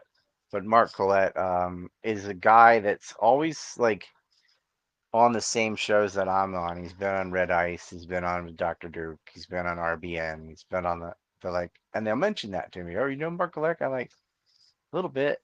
British guy or something. I see his posts on Gab. I share them sometimes, but never been on a show with him. Never talked to him. So, but yeah, if he wants to talk about 9/11 or whatever, just get me through Ralph, I guess. Maybe Ethan Ralph, my secretary. No. No, Ralph knows everybody though. He's kind of the guy that has all everyone else's contacts, it seems like. Because Ralph Yeah, uses no, email. That's why. You can all of us are always getting banned on shit, right? Like you can't DM somebody on Twitter or Discord. I'm sure Mark's been banned on crap. You know, like all these people, all of us get banned on stuff. I know Fuentes has. Like he calls himself the most banned person. He's not, but I mean he has been banned on a lot of stuff. So why not use email? That's like the last thing to get banned is your email. Skype's pretty good too. I would suggest people create a Skype just as a backup. Like, look, if my whatever gets deleted, use Skype.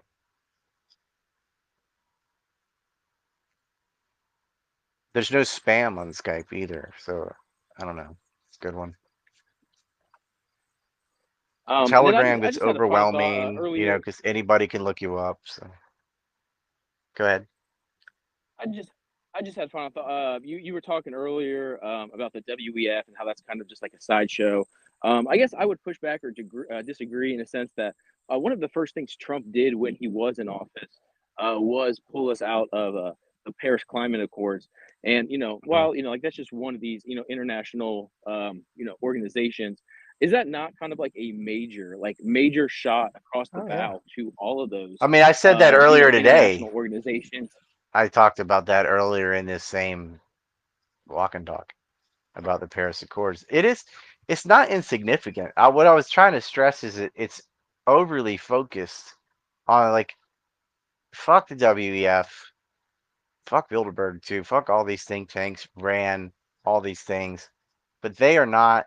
It's like the people that chase around Chabad without focusing on APAC. Like there is definitely a top of the mountain, and it's not the WEF or any of these things that people insistently talk about. Like I'm glad they know about them. It's like the people that talk about the Fed and be like, you know about fractional reserve banking, bro? I'm like, yes. The BIS is the head of the Fed, right? The Bank of International Settlements is like the Fed of all the Feds. Like, look at the structure. You you're going after their like lieutenants and you're ignoring the commander. That's all I was saying. It is significant to get out of Paris Accords.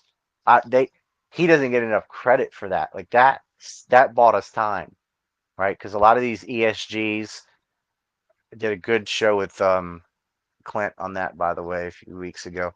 A lot of these ESGs that are leading us to our doom through environmental pretext go through these retarded international agreements. And I think earlier today we were talking about, remember when the carbon credit thing was the next big deal in global warming before they called it climate change was the thing. And you had like former vice presidents like Al Gore making movies that stole footage from fiction. Like he took the opening for The Day After Tomorrow and used it in Inconvenient Truth. Not only was he lying, but he was also plagiarizing because he just took whole shots from other movies and stuck it in his movie, which is already illegal. But then he passed it off like it was real footage of ice caps melting, and it wasn't. It was fake, all CGI. And but you had all this propaganda and footage and stuff telling people the polar ice caps are going to melt. We're all going to flood, even though it would have the opposite effect because ice is a crystal and expands more than water. If they all melted, the water level would actually go down, not up, but whatever. They inundated with us, and it was all prepping us for shit like the Paris Accords is one of many agreements, right? And it's not good for the United States. Wasn't good for anybody. You know what Biden did his first day? He put us back in it. We need outsiders. And I know how bad Trump was. I made the film Trump's Sinus Ball and Chain and went over all his dirt. But I also made one on Biden called Corn Pop's Revenge, the Biden Crime Syndicate. And it's a hell of a lot worse than anything Trump ever got into. They all thought Hillary was going to win, and she didn't. And we got this rude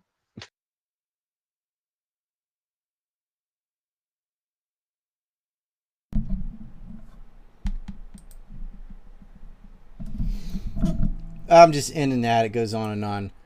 We had 3 from Chai Ju Kuk, no comment. Spood says, did you see Trump naming the Israel lobby and its takeover of Congress? Yeah, I did. That was a while back. Fuck psychiatry, liberals in Lincoln with a cactus. One of the best names ever. Says, I can't thank you enough for all you do. You've gotten me through some serious shit and taught me so much over the years. Much love. That's awesome. Glad to hear that. That's really good. Spood says, Cozy is more ready for Spinning Squirrel in some senses, but you should tease it out. Spinning Squirrel is not huge, but especially deep cut that I know will properly be appreciated without some prior courses. Yeah, it won't. They're not ready for that. I'd do the whole series if I was going to do it, though. Checking page 2 on Power Chat. Da-da-da-da-da-da. It's still doing the thinking. The wiki article on General Plan Ost says that nearly all the wartime documentation on General Plan Ost was deliberately destroyed shortly before Germany defeated, but they know it's real because of inferences. General thoughts. Why the fuck would you ever read Wikipedia for history? Base Gosling says, I can't allow the bar to end, or the bar to read 666. Okay, what are you talking about? Next, Voluntarist for 10 says, I've noticed that each group of people listens more to their own when it comes to solutions or criticism. That's why Kevin Samuels was needed. He's still needed. May he rest in peace. And you're right, a lot of people have to hear it from their own type or whatever. Spoods for 3 says, Cozy's more ready for that. All right, I got that one then. B. Here we go. Cut a big and buff, nice and straight. You got stats, respect, weapon, skill, stamina, muscle, fat, and sex appeal. You get clothes from Binkos and Prolapse, suburban zip, victim and desatch. Watch your back.